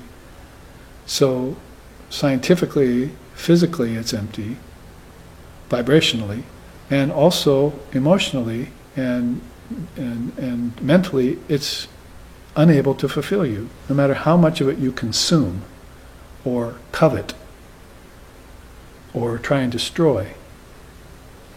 That's why you practice ahimsa, right, and asteya, so you will not be causing harm to it, you will not be coveting it, because that will route you into the idea that it can be satisfying, that you can be fulfilled by life. Only eternal life will fulfill you, because only eternal life is real. Everything else is a mixture of oil and water, you see, and try not to shake that up if you want to be clear about this fact, you see. Leave it as it is, don't touch it. And get that clarity that comes from the separation process, which is called viveka, which Swamiji named himself after. The wheat from the chaff that was talked about. So in this chart then, they're speaking about 4 phases of the word, and we have just enough time to go through it now, starting off with that saying of Jesus to John in the Garden of Gethsemane, In the beginning was the Word, I had to put it here at the second level of the Word. And the Word was with God, I had to put it at the third level. And the Word was God, I put it at the very top. So basically, if you look at it through the Hindu Dharma, in the beginning was the Word means origins. And Hindus are very, very keen on studying origins. And they don't stop at studying the origins to physical things. That would not satisfy them. They had to find out where the physical came from. And they found out that that came from energy, not just physical energy, but psychic energy, mental energy. Then when they looked deeper into their mind, they saw that those two kinds of levels of vibration, if you will, came from deeper, from mind and intellect, see, from thought, that everything is a thought. And it manifests by bringing together the 5 elements of nature through the senses and so forth. Then if you look deeper than that, you'd find out that beyond all of those was a formless state, out of which, in which there are seeds. The word bijam in Sanskrit is like what's in your mantra. It's the power word that ignites the mantra in you to make it effective. So if you're talking again in Sanskrit circles, you say bijam, everyone thinks that's very profound. You see, bija means seeds. So what you really want to know about bijams is that that's what's in your deep sleep state. This is what I like to teach. Bijams are in mantras and bijams are seed words and so forth, but in the power of the Word is everything. So in the beginning was the Word was with God, and the Word was God is a very pregnant statement by Jesus, who was a knower of the kingdoms of heaven within. This is the language he was putting it in to teach it to fishermen, to teach it to tax collectors, and a few other beings that were his devotees at the time. These weren't great knowers of Brahman that he was teaching. People he was trying to awaken to spirituality so they could become fishers of men. So you have to put that all in a kind of context that allows you to see the time that Jesus was in, with the Pharisees and the Sadducees on one side, with a very decrepit form of Judaism going on, and then the Romans coming in on the other side, this big press, much like Muhammad was in a big press. That's why the Quran is so warlike in its language. Gita too, battle, is right on the battlefield that scripture takes place. So back to this, you've got this press going on, and Jesus looking at this cross-section of Middle Eastern people and finding the simple people amongst them, the meek that should inherit this teachings that he's given, and handing out to them this teaching about the Word, which was too much for John to understand. You must meditate upon this in the Garden of Gethsemane. So to know the Word is a very high level of understanding. Now, we could bring that down here to these words you're hearing right now. I'm speaking them from an informed state of consciousness that was allowed to me by hearing them from my teacher in the form of words, and his teacher from her, Holy Mother, and so forth, back into a lineage, you see. This gets passed on from guru to disciple. Disciple teaches that to another disciple. It's called Guru Parampara, it's a lineage, but it all is based in words, Jnanam, wisdom words. And so if you take a word and you take a letter, and you take a letter and you implode it, that is, you could take an atom and explode it, right? But there are also atoms in words. These are atoms of knowledge. They're called Jnana matrams. Not anamatrams. Anamatrams are physical bits. And if you split them, they'll explode with a huge force. That's external force. But internal force of realization comes also from bits, from atoms, and they're in words. They're in the letters of words. So you have to take Om, say, and split it into A-U-M, and then meditate on the A. And when you meditate on the A, you find out all that's in it, and that implodes inside of you, and all of a sudden you know the gross worlds, what they're made of. Now you can do this over millennia, like create a geometry, create a biology, create history, create all these things, assign names, Latin or whatever word to them, and do it over a long period of time and study them and assign names to them, names and forms, and never know in the end why you did that or what the real meaning of it is. See? Or you can take the letter of the word, split it inside and meditate on it, and come to know everything in one lifetime.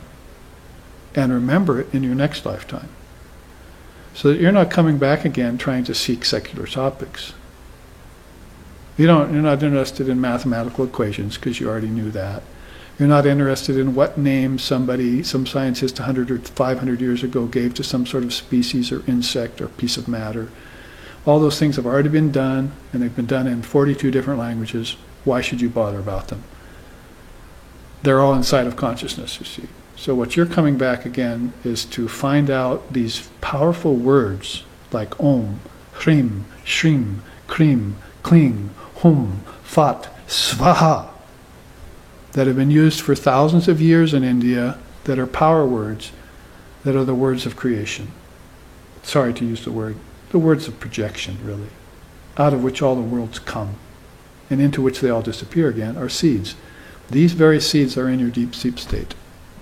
That's how I like to jump to the chase and put all the teachings of these great souls together for this particular age, is that when you're talking about seeds and bijams and so forth, if you don't connect them to the M of Om, then you won't know the origin of things. So my long sort of preamble to how important origins are, in the beginning was the Word.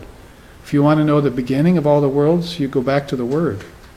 But don't imagine that that's all there is, because the Word was God. And along the way, the Word was with God. So that means you're going to have to think about this Word in 4 different stages. So they talk about from top to bottom, from highest to lowest. There's a supreme stage of the Word called Para. We know Paramahamsa, we know Paramatman, we know Parashakti. We know that Para is a very crucial word in Sanskrit, which just means supreme or ultimate. So when you get to the Para level of the word, that means there's nothing there. It's empty of all form and name. It's just only pure conscious awareness there. And that doesn't have a form or a name. So it's pure knowledge abiding as Atman. And it's also, they call it in Tantra, the essence of Shabda. It's the essence of all words. Shabda means divine vibration. See, everything came out of the word. When God uttered that word, as it were, it was divine. It was a divine statement. Just like this Dharma I'm telling today is coming from divine position I've taken to give it. See, I'm giving it in a shrine room with divine images around that are worshipped every day, to people who have come out of interest, and I'm broadcasting it live stream to people who are listening, a few souls around the world. And so the whole atmosphere has been set up so that I could give the teachings of the word in a holy atmosphere. We're not lounging around on chairs and drinking and doing different things when we talk about the Dharma. It's serious. And then it gets transmitted to souls who are interested. See, this is the difference between learning from a school and a school teacher and hearing the Dharma from, say, a Dalai Lama or someone like that. You're actually getting a transmission from that soul when you're in their presence. And if you're not thinking that you are, that's unfortunate. But when you raise your consciousness, didn't we just say that? Everything is given from a higher consciousness, right? So when you raise your consciousness and you know, oh, I'm getting a transmission, then your friend all of a sudden becomes your guru, you see. Like Lex Hickson and I used to sit and talk, our founder here, and we were like friends. But I realized at a certain point that what he was telling me was not just friendly advice. He was 10 years older than I was. He'd been learned in the Vedanta through Swami Nikhilananda in New York, and he was passing on wisdom from Swami Nikhilananda, who got it from Holy Mother, because he was her disciple, her direct disciple, and she gave him initiation, and these teachings came to him. So now I'm sitting here looking at Lex and say, oh, gee, this isn't just my friend. This is a transmission coming from a realized soul to me. And the whole atmosphere all of a sudden changes of your mind. See, all of a sudden everything is sacred, everything is divine, everything's vibrating with meaning. Those people are always saying, oh, there's no meaning in my life. Just get me together 10 or 12 teenagers who are depressed and I'll show them how to get over depression. Because since I was 19 and 20 and I heard this, I've never been depressed ever again. You're talking about a kid who was suicidal in his teens. See, I mean, I had thoughts like that. Who doesn't? It wasn't a give him a pill, put him in a hospital kind of depression, but I was thinking along those lines. The world was not interesting to me. I didn't like school. Everything was wrong with the world. And I came to know there was a world called Maya, a word called Maya. Talk about words. Maya is a 4-letter word. See? But it's the queen of all 4-letter words. If you know what I mean. It'll put you in complete confusion. It'll make you forget the most important things in your life. Trade them in for little trinkets that have no value whatsoever. People are doing it all the time. So para, if you knew about a level of the word that was beyond seed form, you would know about your true nature. And that's exactly what he's talking about here when he says, get samadhi. That's para. You're arriving to a place that's beyond form, because form comes out of seeds. So when he called it samadhi, he put the word asampragyata in front of it. Asampragyata means seedless. So there's a samadhi that's seedless. And then there are samadhis that have seeds to them. Like if you have a vision of, again, Jesus on the road to Damascus, if you're Paul, you're having a kind of seeded samadhi there, because there's form involved. But India's known for a long time that the highest samadhis are beyond form. You're not going to see some form come up to you and give you some teaching. This I'm teaching you right now is seated, is grounds for seated samadhi. Unseated samadhi, or beyond seed, is something you're going to have to experience as your true nature when you burn those seeds. Seeds of desire. Seeds of desire for what? For form. Seeds of desire for what? For birth. Seeds of desire for what? For nature. For the beauties of nature. Seeds of desire for what? For having fun with your ancestors. Good luck with that one, by the way. These desires get burnt in seedless samadhi and you never come back here again. You don't find yourself at the behest of birth, growth, disease, old age, decay, and death ever again. That was Lord Buddha's teaching. It's called the 6 transformations. Why is the soul, who is pure and perfect and does not transform, subject itself to transformation? That's a philosophical question. That's the Vedantic koan. See? Why does a soul that is unconditioned, pure and perfect, undifferentiated, homogeneous, whole in its nature, why does it subject itself to these 6 transformations? Who can answer it? But millions of souls are doing it, and they're doing it age to age. 15 million years in the march of the hominidae, right? But that's a very short time when the ape and the monkey and the human appeared, compared to the billions of years that went on before while the earth was being created. We've been here a very short time, as form. My teacher used to say, the scientists are trying to convince me that if I want to see my ancestors, I have to go to the zoo. He said, I don't believe them. My ancestors are back inside of me. They're thinking about time on the physical level. But I know time goes back in the kingdoms of heaven, where my real ancestors are. Say, Krishna.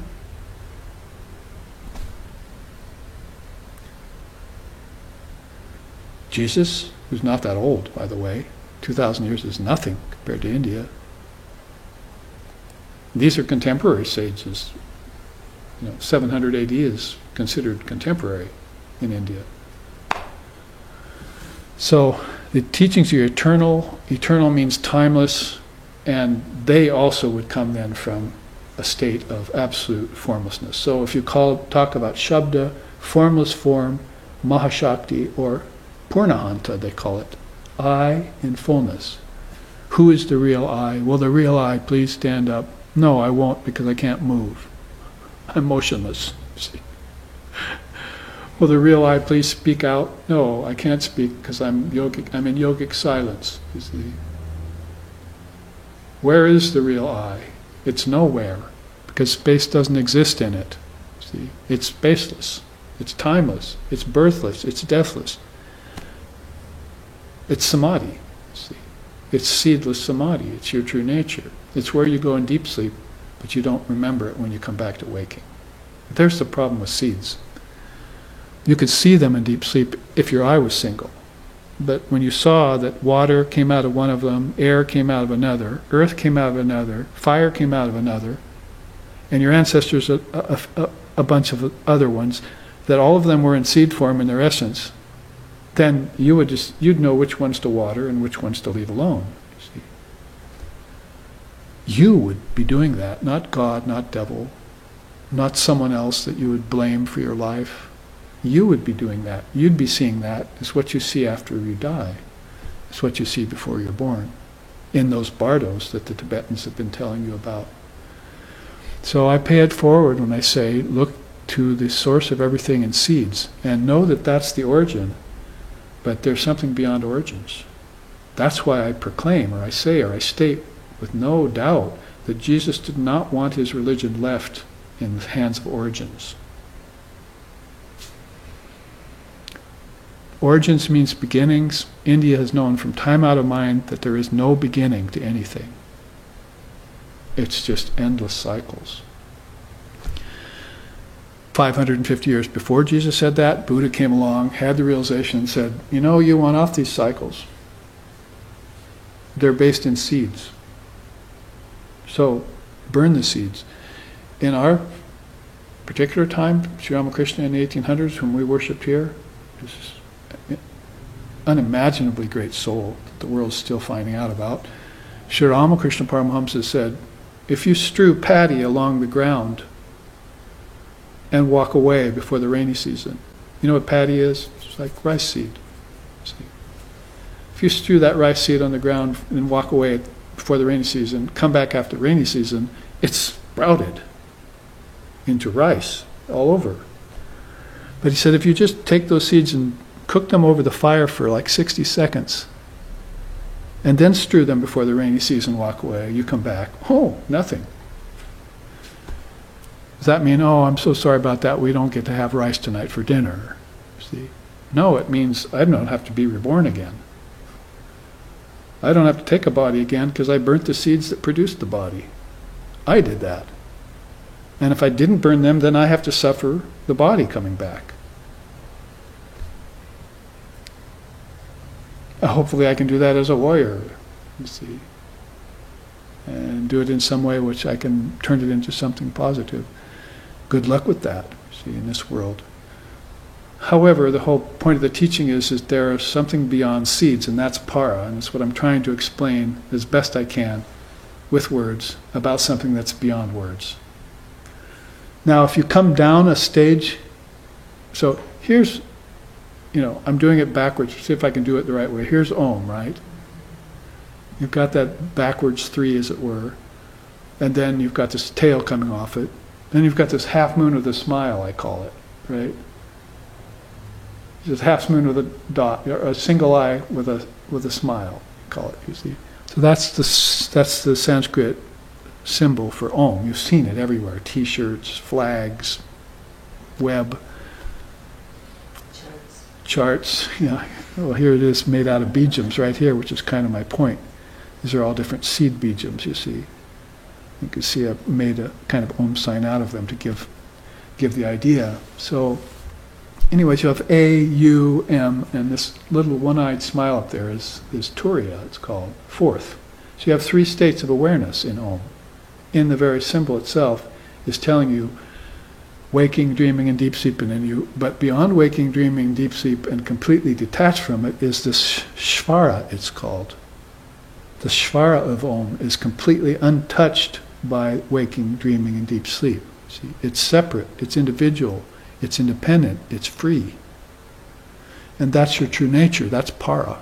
See, but if you get into these levels of Om that are there, you're talking about waking, dreaming, and deep sleep. And that's where the word has importance too.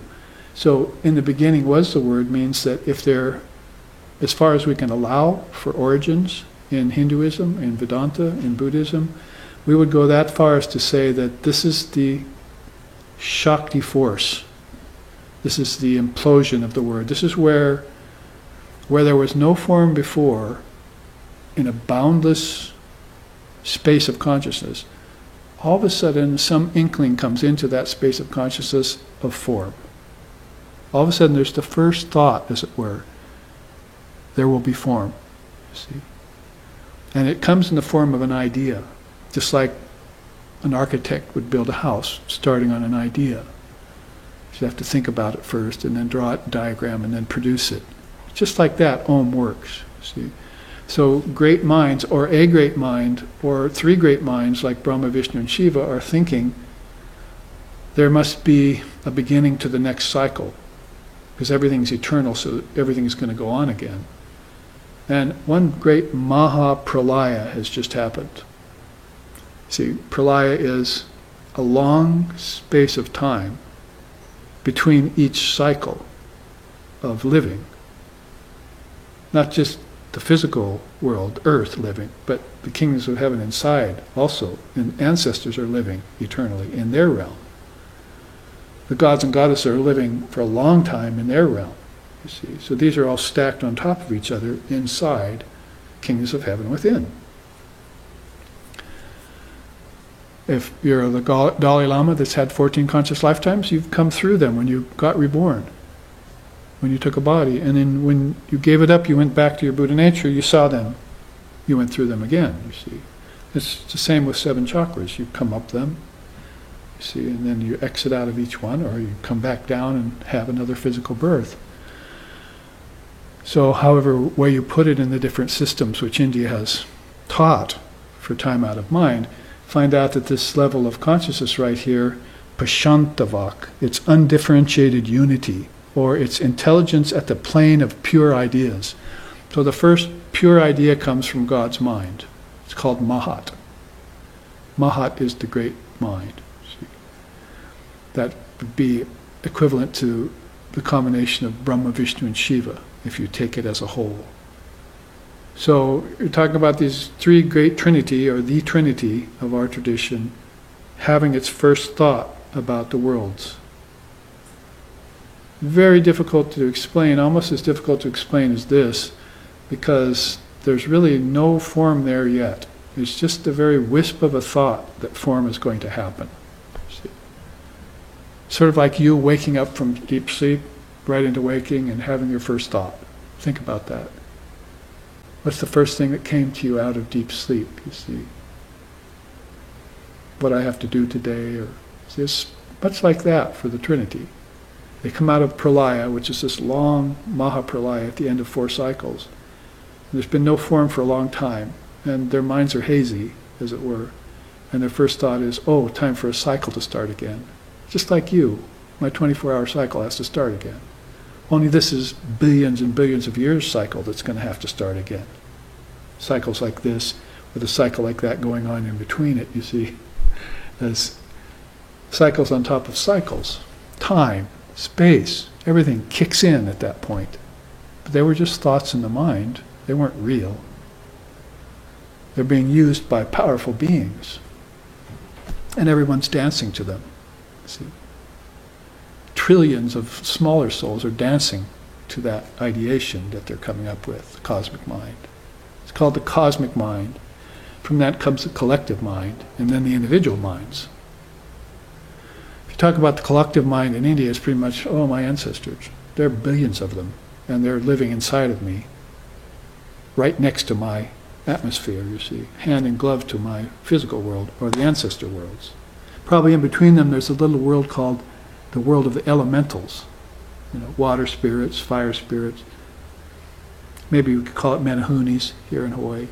See, whatever ideas of lower imagination we can come up with are sandwiched in between the gross and the subtle worlds, physical world and the world of the ancestors. So all of that then is proceeding through a trickle-down process, you could call it, of the word with all its potency having a beginning. Before it was originless, now it's taking on an origin. And they call that shabda or sphota. Subtle sound or shakti force. That's what kicks it all off. Starts the snowball rolling down the hill, if you will. So in the limited time we have, 10 minutes, then we're coming down here. This is where I put the bijams in the form of an om to know that this is where seeds like deep sleep begin to become known. And this is how it's explained that everything comes out of consciousness, not out of nature. Nature couldn't do it alone. Nature at one time didn't even exist, even according to science. So it has to come out of consciousness. And consciousness' first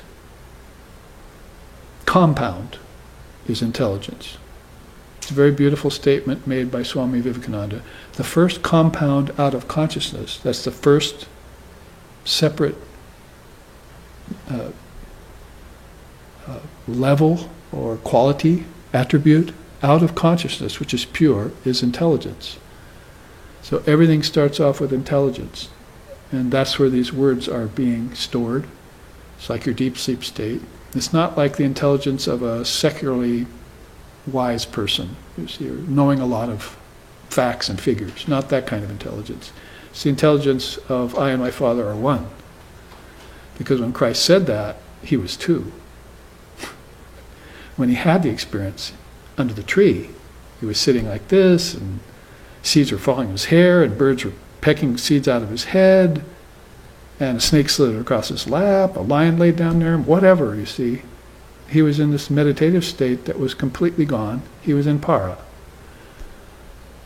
And so, after he had that experience, he came out of the wilderness and said, I and my Father are one. He was two then, you see. It had to be a second person to say I was one. That's how stultifying duality and non-duality are. Why people forget non-duality. Because they get into the two-ness of things. And from the two-ness, what comes? Manyness. Manyness. Variety. Vagaries. How about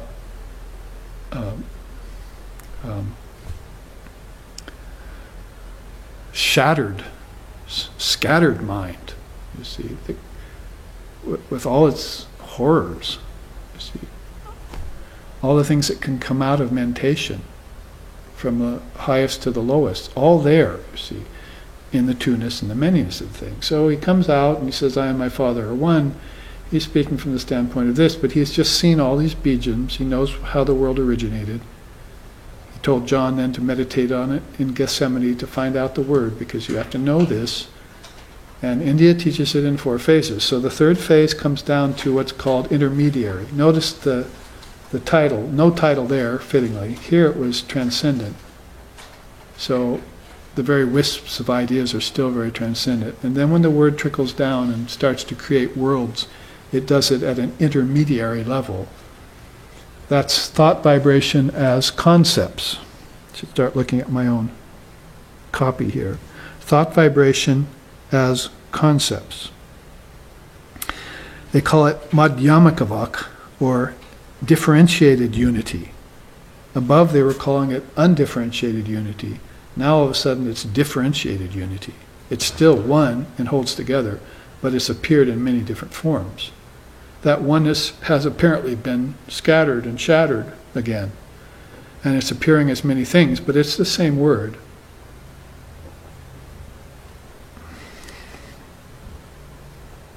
And that's when the word was God. God becomes the world. Sri Ramakrishna used to say that God comes down from non-duality and becomes the world. So it actually becomes the objects. It becomes the flesh, for instance, is what Jesus meant. And then it also becomes the objects. Now, in the schools of discrimination in Vedanta, you want to be very careful with that bit of wisdom. God is not the object, but it causes the objects to appear, is what you mean by that. Because God can never be caught. God means consciousness, means Buddha nature, means Almighty Father, means awareness, can never be caught in a form, although it appears to be like all of us. Our consciousness seems to be caught in these forms in this room, you see. But if we know better, we know that that's not the case, that that's Maya making an appearance, and that we have to penetrate through that all the time. To know that I and my Father are one is to know that even if you say that word, ultimately you're one with reality, and you never were two. Two-ness is a play. I mean, that's as kind as you can be to it. Two-ness, many-ness, that's a play of consciousness. But if you forget about the play, then it becomes an illusion. You begin to think you are the objects. The senses attached to the objects, which is why Patanjali formulated the eight-limb yoga back in 140 AD, because why are you putting that together, they ask him. Because in this day and age, the seer has become attached to the seen. He might as well have been looking ahead 1,800 years to people sitting in front of their TVs all day. The seer has become attached to the seen, right? Or walking around with devices, walking off cliffs looking at their devices and things. Driving propane trucks off the road because they're looking at their device. Who knows, you see. The seer has become attached to the seen. So that's why he brought this yoga back into vogue at that time, and why Shankara added on to it. And why we're looking back at teachings of Shankara, Patanjali, and Jesus, and next week Buddha, to find out how they concur in the different ways in which they taught this in the particular ages they were teaching those kinds of people.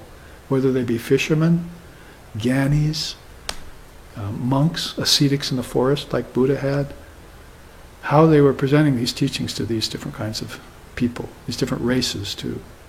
So in this case, you get to the Word is with God, and the beautiful thing about it, and this is kind of my own rendering, is that if you were to put together a world out of seeds, if you were such a being that could do that, and because we're all doing that, we're all putting together our own world, but it happens to be inside of the millions of worlds that others are putting together around us. So we're all creators of our own world inside of this mass world, mass mental projection.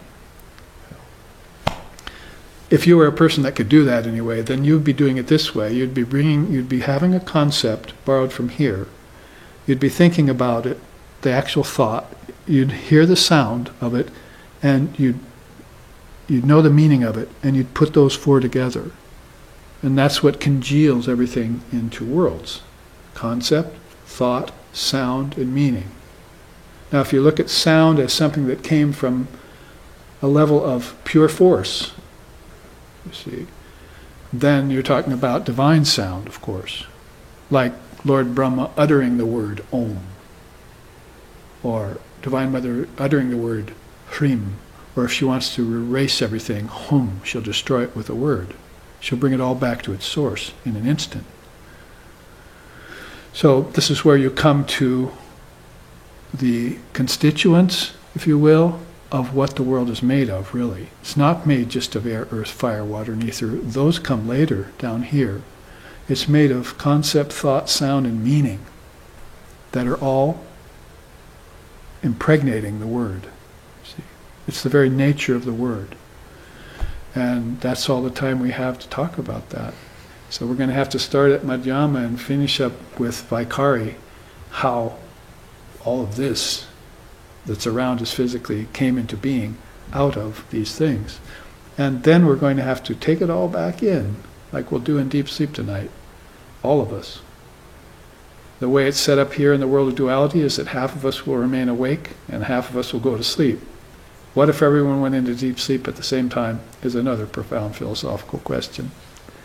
So here, let's end with a chant, as is our tradition.